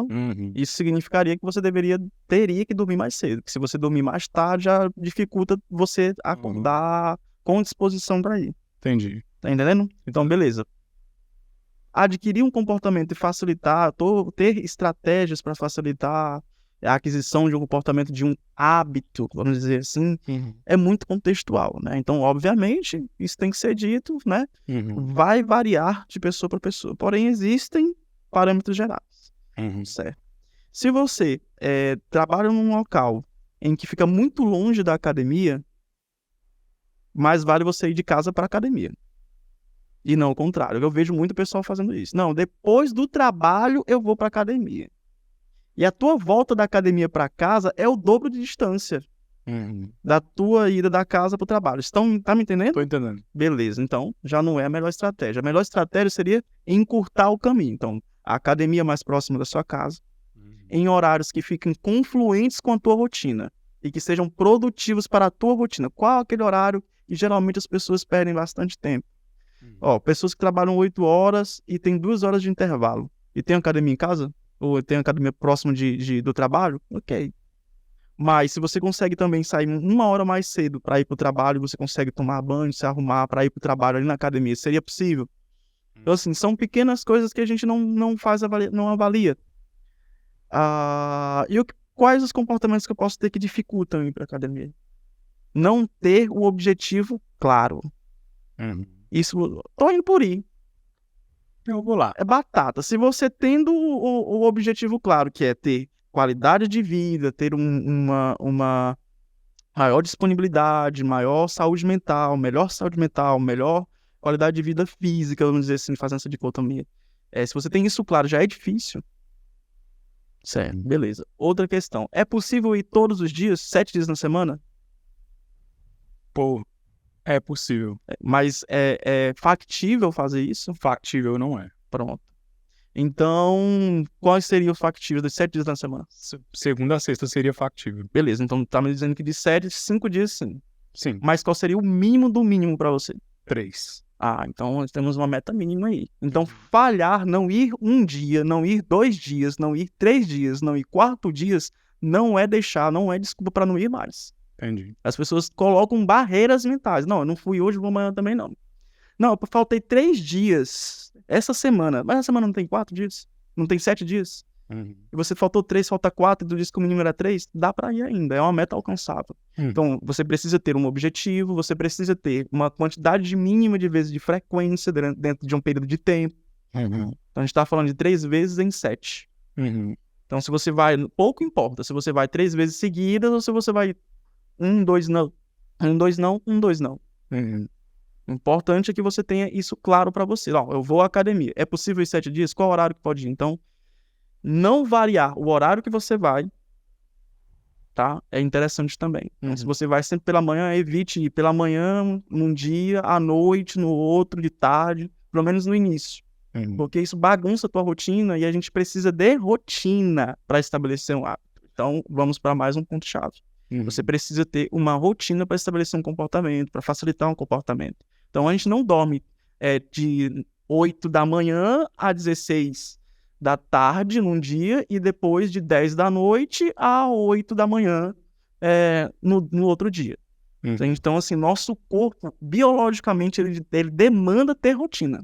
Entendi. Então, assim, a aquisição de um hábito de comportamento, seja para estudar, seja para ir à academia, requer uma rotina, ou seja, ter uma repetição sempre nos mesmos horários durante os dias. Max, tem um amigo meu, psicólogo também, que ele falou o seguinte: ter uma rotina auxilia no controle da ansiedade. Isso é real? Por quê? Vamos dizer que você não sabe para onde ir. Você tem vários caminhos. Então você não sabe o que vai fazer amanhã. Isso te gera mais conforto e tranquilidade ou mais desconforto e irritabilidade? Mais desconforto, com certeza. Então, as pessoas não sabem, mas tem uma coisa milenar que existe chamada agenda que vai facilitar a sua vida. Sim. Entendeu? Então, assim, saber o que você vai fazer quando você acorda, saber o que você vai deixar de fazer também, o que você vai fazer no final de semana te deixa tranquilo. Basicamente, se antecipar ali. Programação. A ansiedade não é isso. Você conseguir prever um evento futuro e você pode utilizar isso de forma benéfica. Então, eu sou fã da agenda. Então, eu sei o que eu vou fazer amanhã, o horário que eu vou... O que eu vou comer, a hora que eu vou comer, tá tudo organizado. Eu sou o maluco da rotina, vamos dizer assim. Então, assim, a hora que eu vou acordar, eu sei o que eu vou estudar, eu sei a hora que eu vou estudar, a hora que eu vou trabalhar, tá? Eu gosto disso. Isso, pra mim, me gera muito conforto. Não é necessidade de controle, porque nem tudo sai da forma como a gente quer. Controle é fazer as coisas simples e especificamente do jeito que a gente quer. Tem que ser do nosso jeito. Não estou falando disso. É saber os horários, minimamente os horários que a gente vai fazer. E entender que existem variáveis também, porque senão a galera cai no... Igual já aconteceu comigo várias vezes. De cair na neurose, assim, porque uma coisa não saiu como estava na agenda, acabou com o resto do dia, destruiu o humor da pessoa. Mas era a atividade-chave do dia? Era o mais importante? São perguntas que a gente pode fazer. Sim, entendi. Max, quais são ali, basicamente, as demandas que tu mais atende hoje no consultório? Ansiedade, nesses níveis, depressão, tá? Então, eu acho que é comum a todos da clínica, tá bom? E mudança de hábitos, assim, que de certa forma estão interligadas, né? Então a gente tá falando de ansiedade, a gente tá falando ali de alguns aspectos do estilo de vida do indivíduo que precisam ser reajustados, né? E a gente verifica, cara, todo o mapeamento da vida do indivíduo e como ele tá se relacionando com esses aspectos da vida dele pra gente conseguir traçar objetivos e estratégias para a pessoa ter uma vida mais funcional. E ter uma vida mais adaptativa no dia a dia, na família, no trabalho. Cara, eu vejo muito... Um dos aspectos que a gente pode falar aqui, que você citou lá no comecinho, que eu pesquei na mente aqui agora, foi a questão dos vícios. Sim. Vamos falar sobre vício. Eu já ouvi falar muito que vício é método de fuga, é um recurso de fuga da nossa mente. E aí, como hoje nós temos uma pessoa que vai além do eu já ouvi falar, que é um psicólogo, vamos elucidar um pouco sobre vício, cara. O que é de fato e como nós podemos nos prevenir a eles e coisas do gênero, tá? Tá, beleza. Além de ir ao psicólogo, que eu digo. Vamos lá. Vamos lá, um vício, gente, é o seguinte. Vamos falar de vício como uma dependência a algo. Então, vício é depender de algo, tá? Vício pode ser por adição de uma substância ou comportamental. Aham. Então, a adição de substância, os gerais que geralmente as pessoas sabem, tá? Então, é vício em álcool, alcoólatra, em drogas, ok? Lícitas e ilícitas, a gente tá falando de maconha, de cocaína e etc. Os vícios comportamentais são, a gente vai falar aí dos vícios modernos. A dependência à utilização da internet, do tablet, do celular. Vícios em jogos, a gente está falando aqui de jogos eletrônicos. Esses jogos aí, não sei se pode falar do Tigre, de apostas esportivas, poker. Jogos de partidas rápidas. Jogos de partidas rápidas. Isso. Uhum. Games no geral, tá? São vícios comportamentais. Pornografia, vícios também comportamentais, tá? Então a gente está falando de uma dependência à utilização da substância ou à execução daquele comportamento para modular, de certa forma, uma emoção, Uhum. tá? Então, assim, quando você está falando, é uma fuga. Sim, pode ser uma fuga. Uhum. Então, o indivíduo ele está estressado, ele está ansioso, ele está deprimido, tá? Está em processos de luto e ele procura outros comportamentos para modular aquela emoção, para diminuir o sentimento, a dor, o incômodo que aquela emoção tá gerando no indivíduo. Pode ser um processo de fuga e esquiva, pode ser um processo de fuga e esquiva, tá? Mas nem sempre é. Às vezes é a procura do prazer mesmo, do benefício fisiológico, psicológico, vamos dizer assim, fisiológico, que a utilização do álcool pode trazer. Então, você não está estressado, não tá tendo nenhum evento estressor na sua vida, seja de raiva, de estresse negativo, de luto, de tristeza, mas por hábito você gosta de beber na sexta-feira. E aí você generaliza esse hábito de beber para todos os dias. Entende? Então, isso nem sempre é uma forma apenas de modulação emocional, mas procura mesmo de depender por prazer daquela substância. Para ficar em modos gerais, é isso. Max, tem uma coisa que é porque é complicado falar, que eu não quero invalidar um tipo de vício em detrimento do outro. Hein? Quando a gente fala do álcool, a gente está falando meio que da dependência química ali, né? Não só do álcool, mas sim, como você citou, maconha, entre ilícitos e ilícitos, né? Mas você citou uma coisa que é meio que uma forma, um vício comportamental ali. Não sei se eu posso estar usando termos todos errados aqui. Mas basicamente é o seguinte. Estou tendo um dia difícil, tenho um momento estressante no trabalho. Aí no meio do trabalho vem o estímulo de eu fazer aquela coisa que me dá prazer, que é o vício no caso, né? Eu tenho um vício, sei lá, jogar uma partida no meio do trabalho. Entendeu? Procurar um lugar para assistir pornografia no meio do trabalho. Sei lá, outros vícios desses que não são em coisas químicas que a gente pode falar aqui.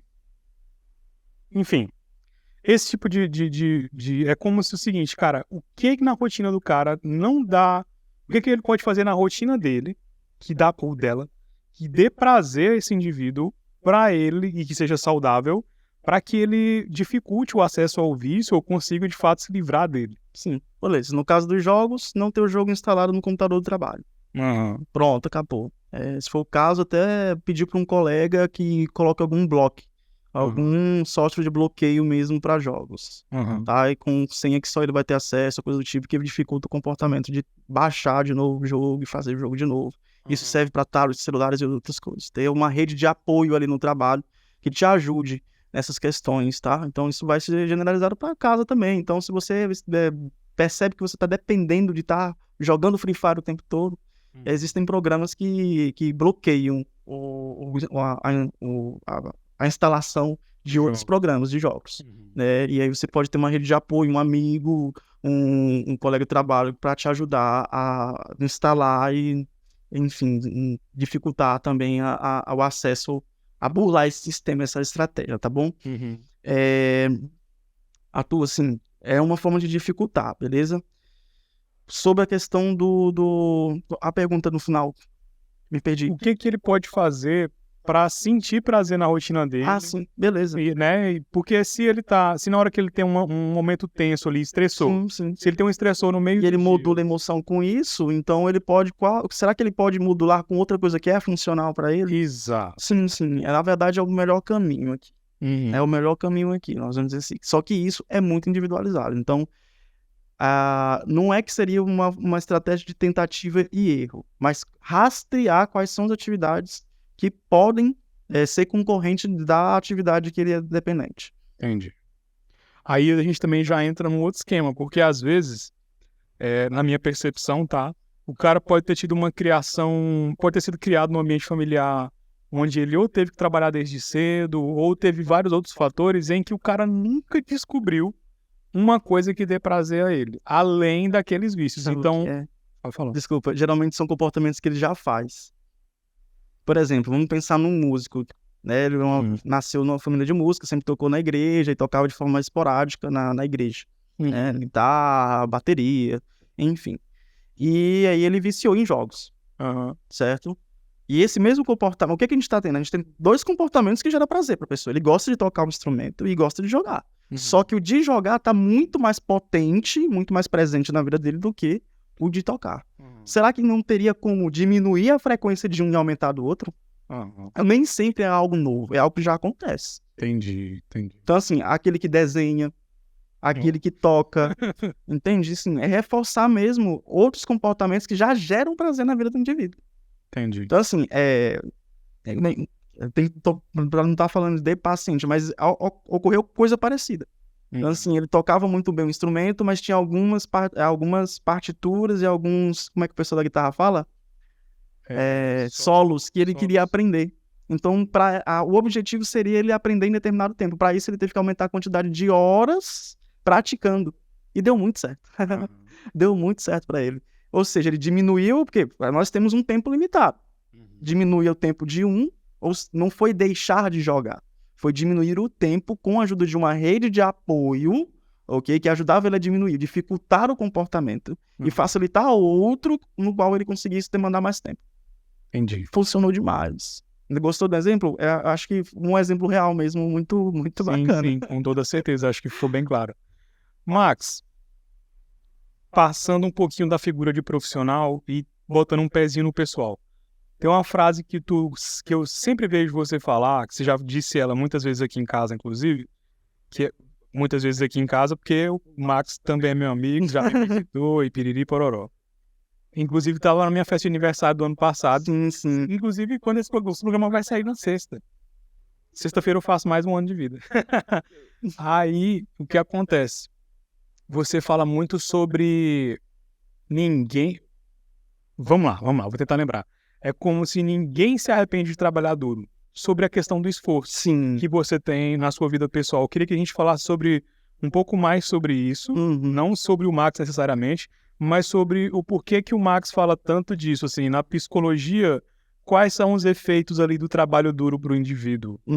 Entendeu? Beleza. Tendo todos os cuidados que você precisa e deve ter como profissional para não... Sim. Enfim, né? Somos indivíduos. Sim.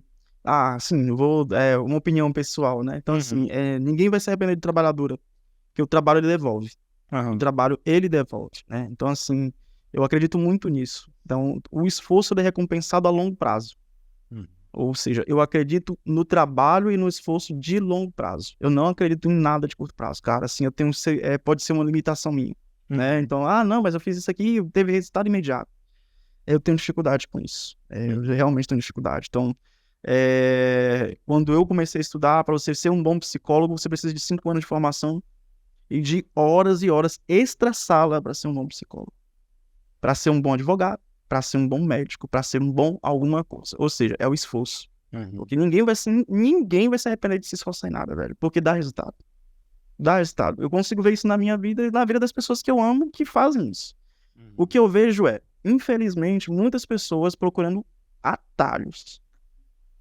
Muitos atalhos. E aí, péssimos profissionais que não agregam com a sociedade.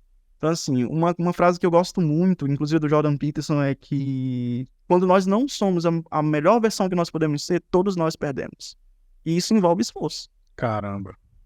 Isso envolve nos encontrarmos e nos degradarmos com nós mesmos, vamos dizer assim, entrar em contato com as nossas dificuldades, com as nossas limitações, com os nossos defeitos, mapeá-los, ok? E conseguirmos lidar com eles, viver com eles e conseguirmos principalmente melhorá-los, né? Deixar de ter, quais são o comportamento que você, um hábito que você tem, que você não gosta, cara. Que você faz todo dia, que tua esposa reclama, que o teu pai, teus amigos reclamam, mas você tem, e que tá te prejudicando. Por que você não tá conseguindo mudar, cara? Então, assim, o trabalho ele devolve, ninguém se arrepende de se esforçar, de entregar o máximo que você tem na sua profissão, velho. Eu tô muito feliz porque tô quase emocionado, ó. Que merda. Opa, desculpa. Mas a questão é, o Ark Podcast, talvez na minha vida inteira, eu vou fazer 29 anos sexta-feira. Talvez na minha vida inteira, isso aqui que a gente tá tendo foi a coisa pela qual eu mais me esforcei. E o louco é que a origem da ideia do Ark Podcast veio de um dos momentos mais difíceis, que é quando eu tava na UTI. Eu estava internado, tomando antibiótico, não estava conseguindo ficar de pé direito ainda, porque, enfim, a situação da UTI é muito fraco, muito sem força, muitas dores de cabeça e na coluna, porque acabei tendo algumas distensões musculares lá quando tive episódio de convulsão. E foi nessa hora que surgiu a ideia do Ark Podcast. Aí veio a ideia, cara, eu não tenho dinheiro para fazer isso. Não tinha dinheiro para comprar microfone, não tinha dinheiro para comprar outra câmera, não tinha dinheiro para comprar essa televisão. A televisão eu comprei só pro podcast, não tinha condições de comprar essas espumas, nem tinha condições de fazer nada desse cenário, essa mesa, nada. Só que eu saí da UTI com isso na cabeça. E aí fui atrás de dinheiro, fui cobrar quem me devia, fui produzir mais. E lembrei de situações onde eu poderia conseguir mais grana e fui e conversei. E pedi também, cheguei pra gente da família que eu sei que tem dinheiro e falei assim, tô com um projeto legal, pode me ajudar? Quer me ajudar e tal? E aí ganhei também. E aí é o seguinte, tudo começou, isso tudo aconteceu em abril. Esse episódio da UTI foi tudo em abril e a ideia foi tudo em abril. Aí eu falei assim, conhecendo bem o ambiente que eu estou inserido de trabalho e a vida do cotidiano, em 3 meses eu faço esse podcast rodar. Então, abril, fevereiro, março, abril, maio, junho e julho. Eu falei, cara, em julho eu começo o Ark Podcast. Cara, veio julho, aí veio emergência financeira, veio coisas que eu não estava conseguindo comprar, veio um monte de coisa e eu ficava, cara, eu vou jogar tudo pro alto. Porque tá me cansando muito, tá tirando meu dinheiro, tirando meu sossego e não tá acontecendo. Aí eu respirei fundo, tal, eu falei, cara, eu vou tentar mais um pouco. Aí joguei pra semana seguinte pra estrear, não dava, pra outra semana não dava. Aí quando eu testei todos os microfones, eu percebi que o eco na sala era muito grande. Aí eu falei, cara, ainda tem que gastar mais dinheiro, tem que comprar espuma agora. E comprei espuma e botei nesse teto, o teto muito alto, difícil de chegar. Aqui em casa tem um pé direito grande pra quem tá vendo aí. E aí tem que botar, uma luta atrás da outra, cara. Eu cheguei ao ponto de meia-noite,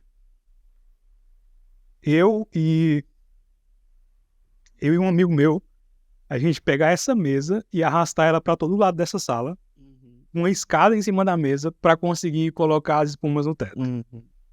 E aí tinha hora que eu falava, cara, cada espuma que eu colocava eu batia palma pra ver se o eco tava reduzido. Tá aqui, minha senhora que não me deixa mentir. E ficava batendo palma toda hora. Eu falei, cara, deu certo, tá reduzindo o eco, tá reduzindo tudo. Então, assim, chegou o grande dia, foi até com a Sara que a gente estreou o Ark Podcast, né? Inclusive a Sara também conhece o Max, amiga do Max. Isso é típico de um psicólogo. Que piada pronta. Obrigado, meu irmão. E aí, chegou o dia. Na hora, cara, deu tudo errado. Eram pra ser 3 câmeras, uma deu defeito na hora, tive que hackear o sistema de uma câmera pra poder fazer funcionar. Luta, meu irmão, que toda hora depois de julho eu fiquei, cara, será que vai valer a pena? Aí gravamos nas coxas, feito nas coxas mesmo o primeiro programa. E aí eu soltei o vídeo. E eu peguei e falei, ó, a estratégia pra dar certo é essa, vamos ver se vai dar certo. Cara, as mensagens que eu recebi, assim, das pessoas ouvindo a Sara e tendo um entendimento que fez diferença na vida delas, cara, aí veio a descarga de dopamina. Tchau. Aí eu falei, cara, aí foi tanto que eu falei, é pra dar certo esse negócio. Assim, eu falei, nunca mais vai dar errado. Deu na semana seguinte. Só que não. Tudo começou a dar errado. Aí veio a tensão de novo. E eu gravei com o Brunão. Aí deu certo. Assim, deu certo. O Brunão foi um negócio astronômico. Hoje é o vídeo no Ark Podcast. A gente tá no começo ainda, mas é o vídeo que mais tem visualização, mais tem comentário e mais tem gente mandando mensagem no inbox falando sobre como foi diferente ouvir o Brunão ali e tudo mais, Major Bruno. E aí, de novo, veio... Tchau. A dopamina veio, eu falei, cara, eu ganhei gás pra fazer toda semana, por mais difícil que seja. Entendeu? E aí eu tava lembrando muito dessa trajetória. E hoje eu cheguei em casa mais tranquilo, cheguei em casa umas 5 horas, aí comecei a ajeitar tudo com calma. Eu falei, poxa, há 2 semanas atrás, fazer isso aqui tava sendo muito estressante. Agora tá sendo mais fluido, mais tranquilo. Exatamente. Então, literalmente, a recompensa pelo trabalho, ela veio. E é a primeira vez que eu trabalho tanto tempo por uma coisa a longo prazo. Nunca, como meu trabalho é marketing digital, então todo o resultado que eu preciso, ele é rápido. Ele vem em dias, no mais tardar ele vem em 30 dias. Mas geralmente ele vem em 1 ou 2 dias para eu poder fazer uma leitura melhor de dados. E vem toda hora também, né? Chega a notificação e tal, tá dando certo o post, a estratégia tá funcionando e tal. Então, há muito tempo eu não trabalhava numa coisa a longo prazo. E foram quase 6 meses para o Ark Podcast sair do papel. E graças a Deus e a muito esforço e as pessoas que estão nos ajudando a fazer isso aqui, tá dando certo. Então, reforçando o que o Max acabou de falar aqui, eu acho que faz todo sentido a gente trabalhar duro por alguma coisa. Isso. Tem pessoas que passam lutas muito maiores do que o que eu tô falando aqui, né? E que encaram coisas muito maiores e que também conseguem vencer. Então, fica a solução, fica a visão, aliás, para você que está passando por qualquer momento difícil, que vai vir muito o sentimento de que a coisa não vai dar certo. Mas a gente precisa entender que o sentimento, ele ainda é só um sentimento. Ele não condiz com a realidade. Você pensa. Você não é o que você pensa. Você não é seus pensamentos. Você não é os seus pensamentos. Então, estou muito feliz de poder receber hoje um grande amigo, no sentido de, apesar de não termos muitas experiências juntos, o Max é um cara que eu admiro, porque eu acho ele extremamente dedicado e eu gosto de pessoas que são dedicadas naquilo que fazem. Então, o Max nunca me atendeu enquanto psicólogo, mas se eu pudesse indicar, eu indicaria ele pelo fato de que eu sei que ele estuda. Ele não se formou nas coxas, eu conheço os professores dele, inclusive estarão aqui muito em breve. Que bom. Diego e Bianca já aceitaram vir, inclusive, entre outros. E então, se eu pudesse aconselhar, ele não pode fazer isso, eu posso, né?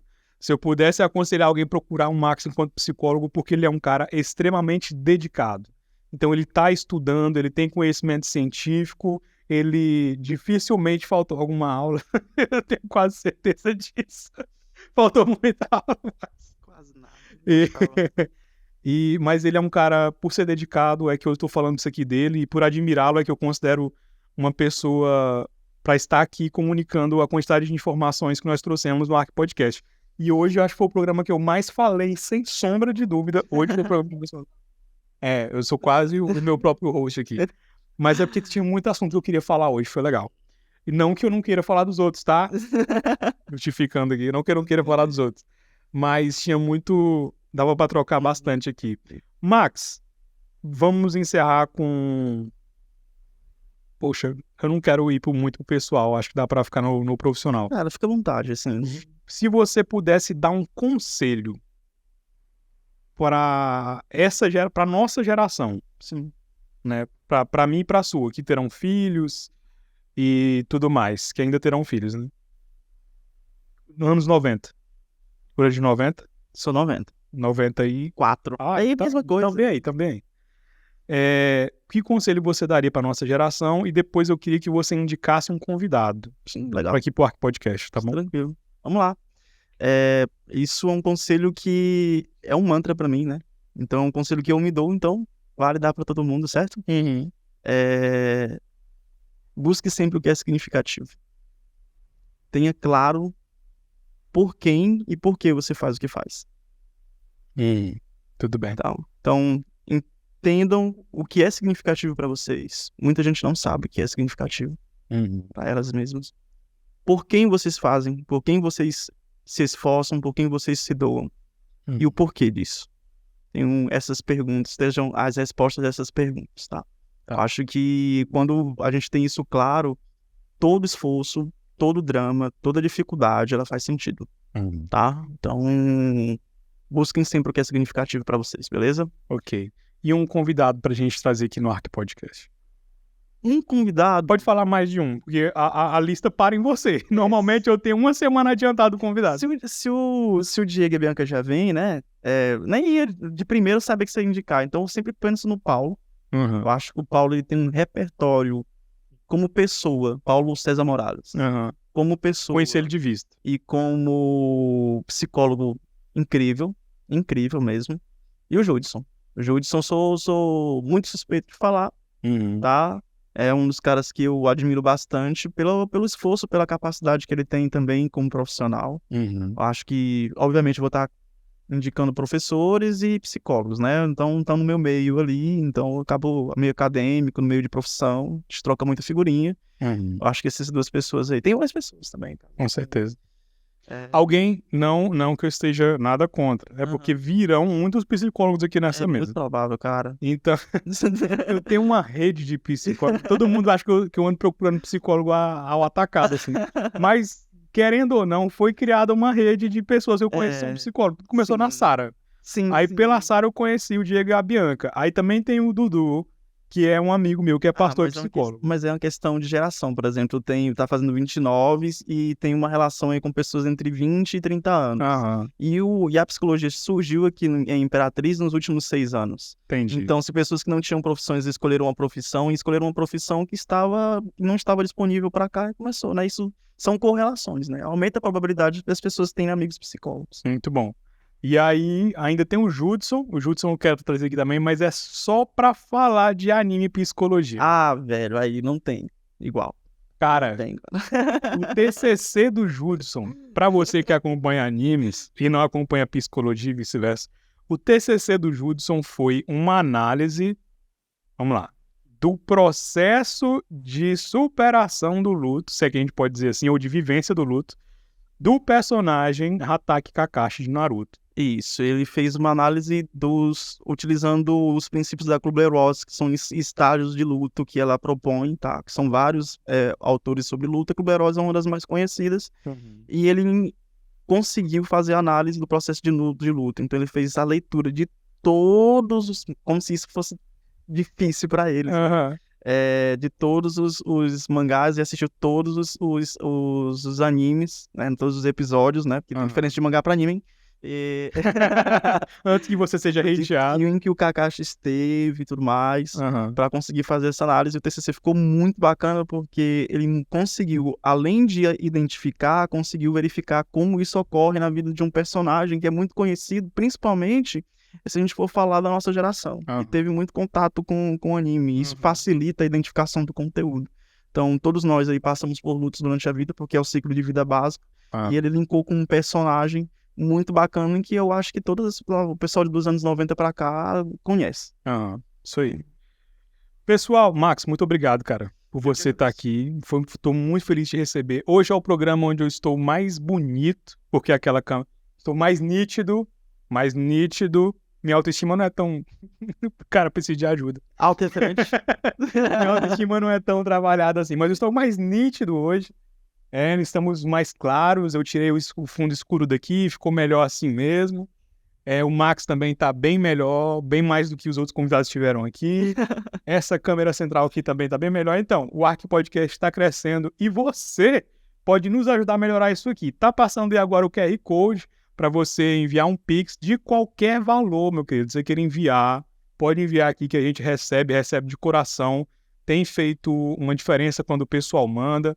Então, na descrição do vídeo tem o Pix do Ark Podcast, vai chegar o meu nome, Arthur Rocha Almeida, lá, da conta do C6, que eu falo C6 Bank, C6 Bank, como você quiser chamar.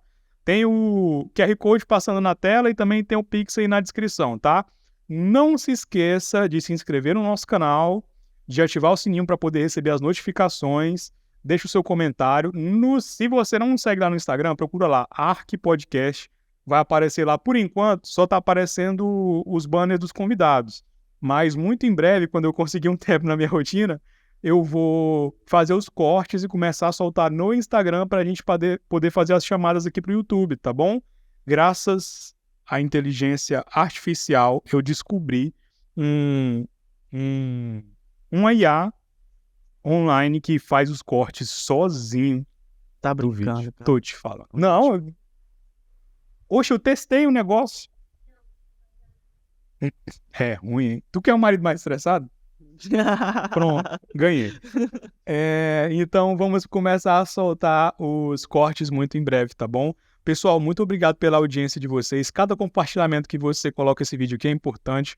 Você viu o volume de informações que nós soltamos aqui hoje, que temos um profissional da área de saúde qualificado para falar sobre muitos temas que são relevantes. A gente falou muito sobre ansiedade, sobre estresse. Uns transtornos, o que é transtorno, o que não é. Exatamente. Sobre o TDAH, se ele pega igual gripe, se ele não pega. Não. Eu tenho medo de ofender a galera.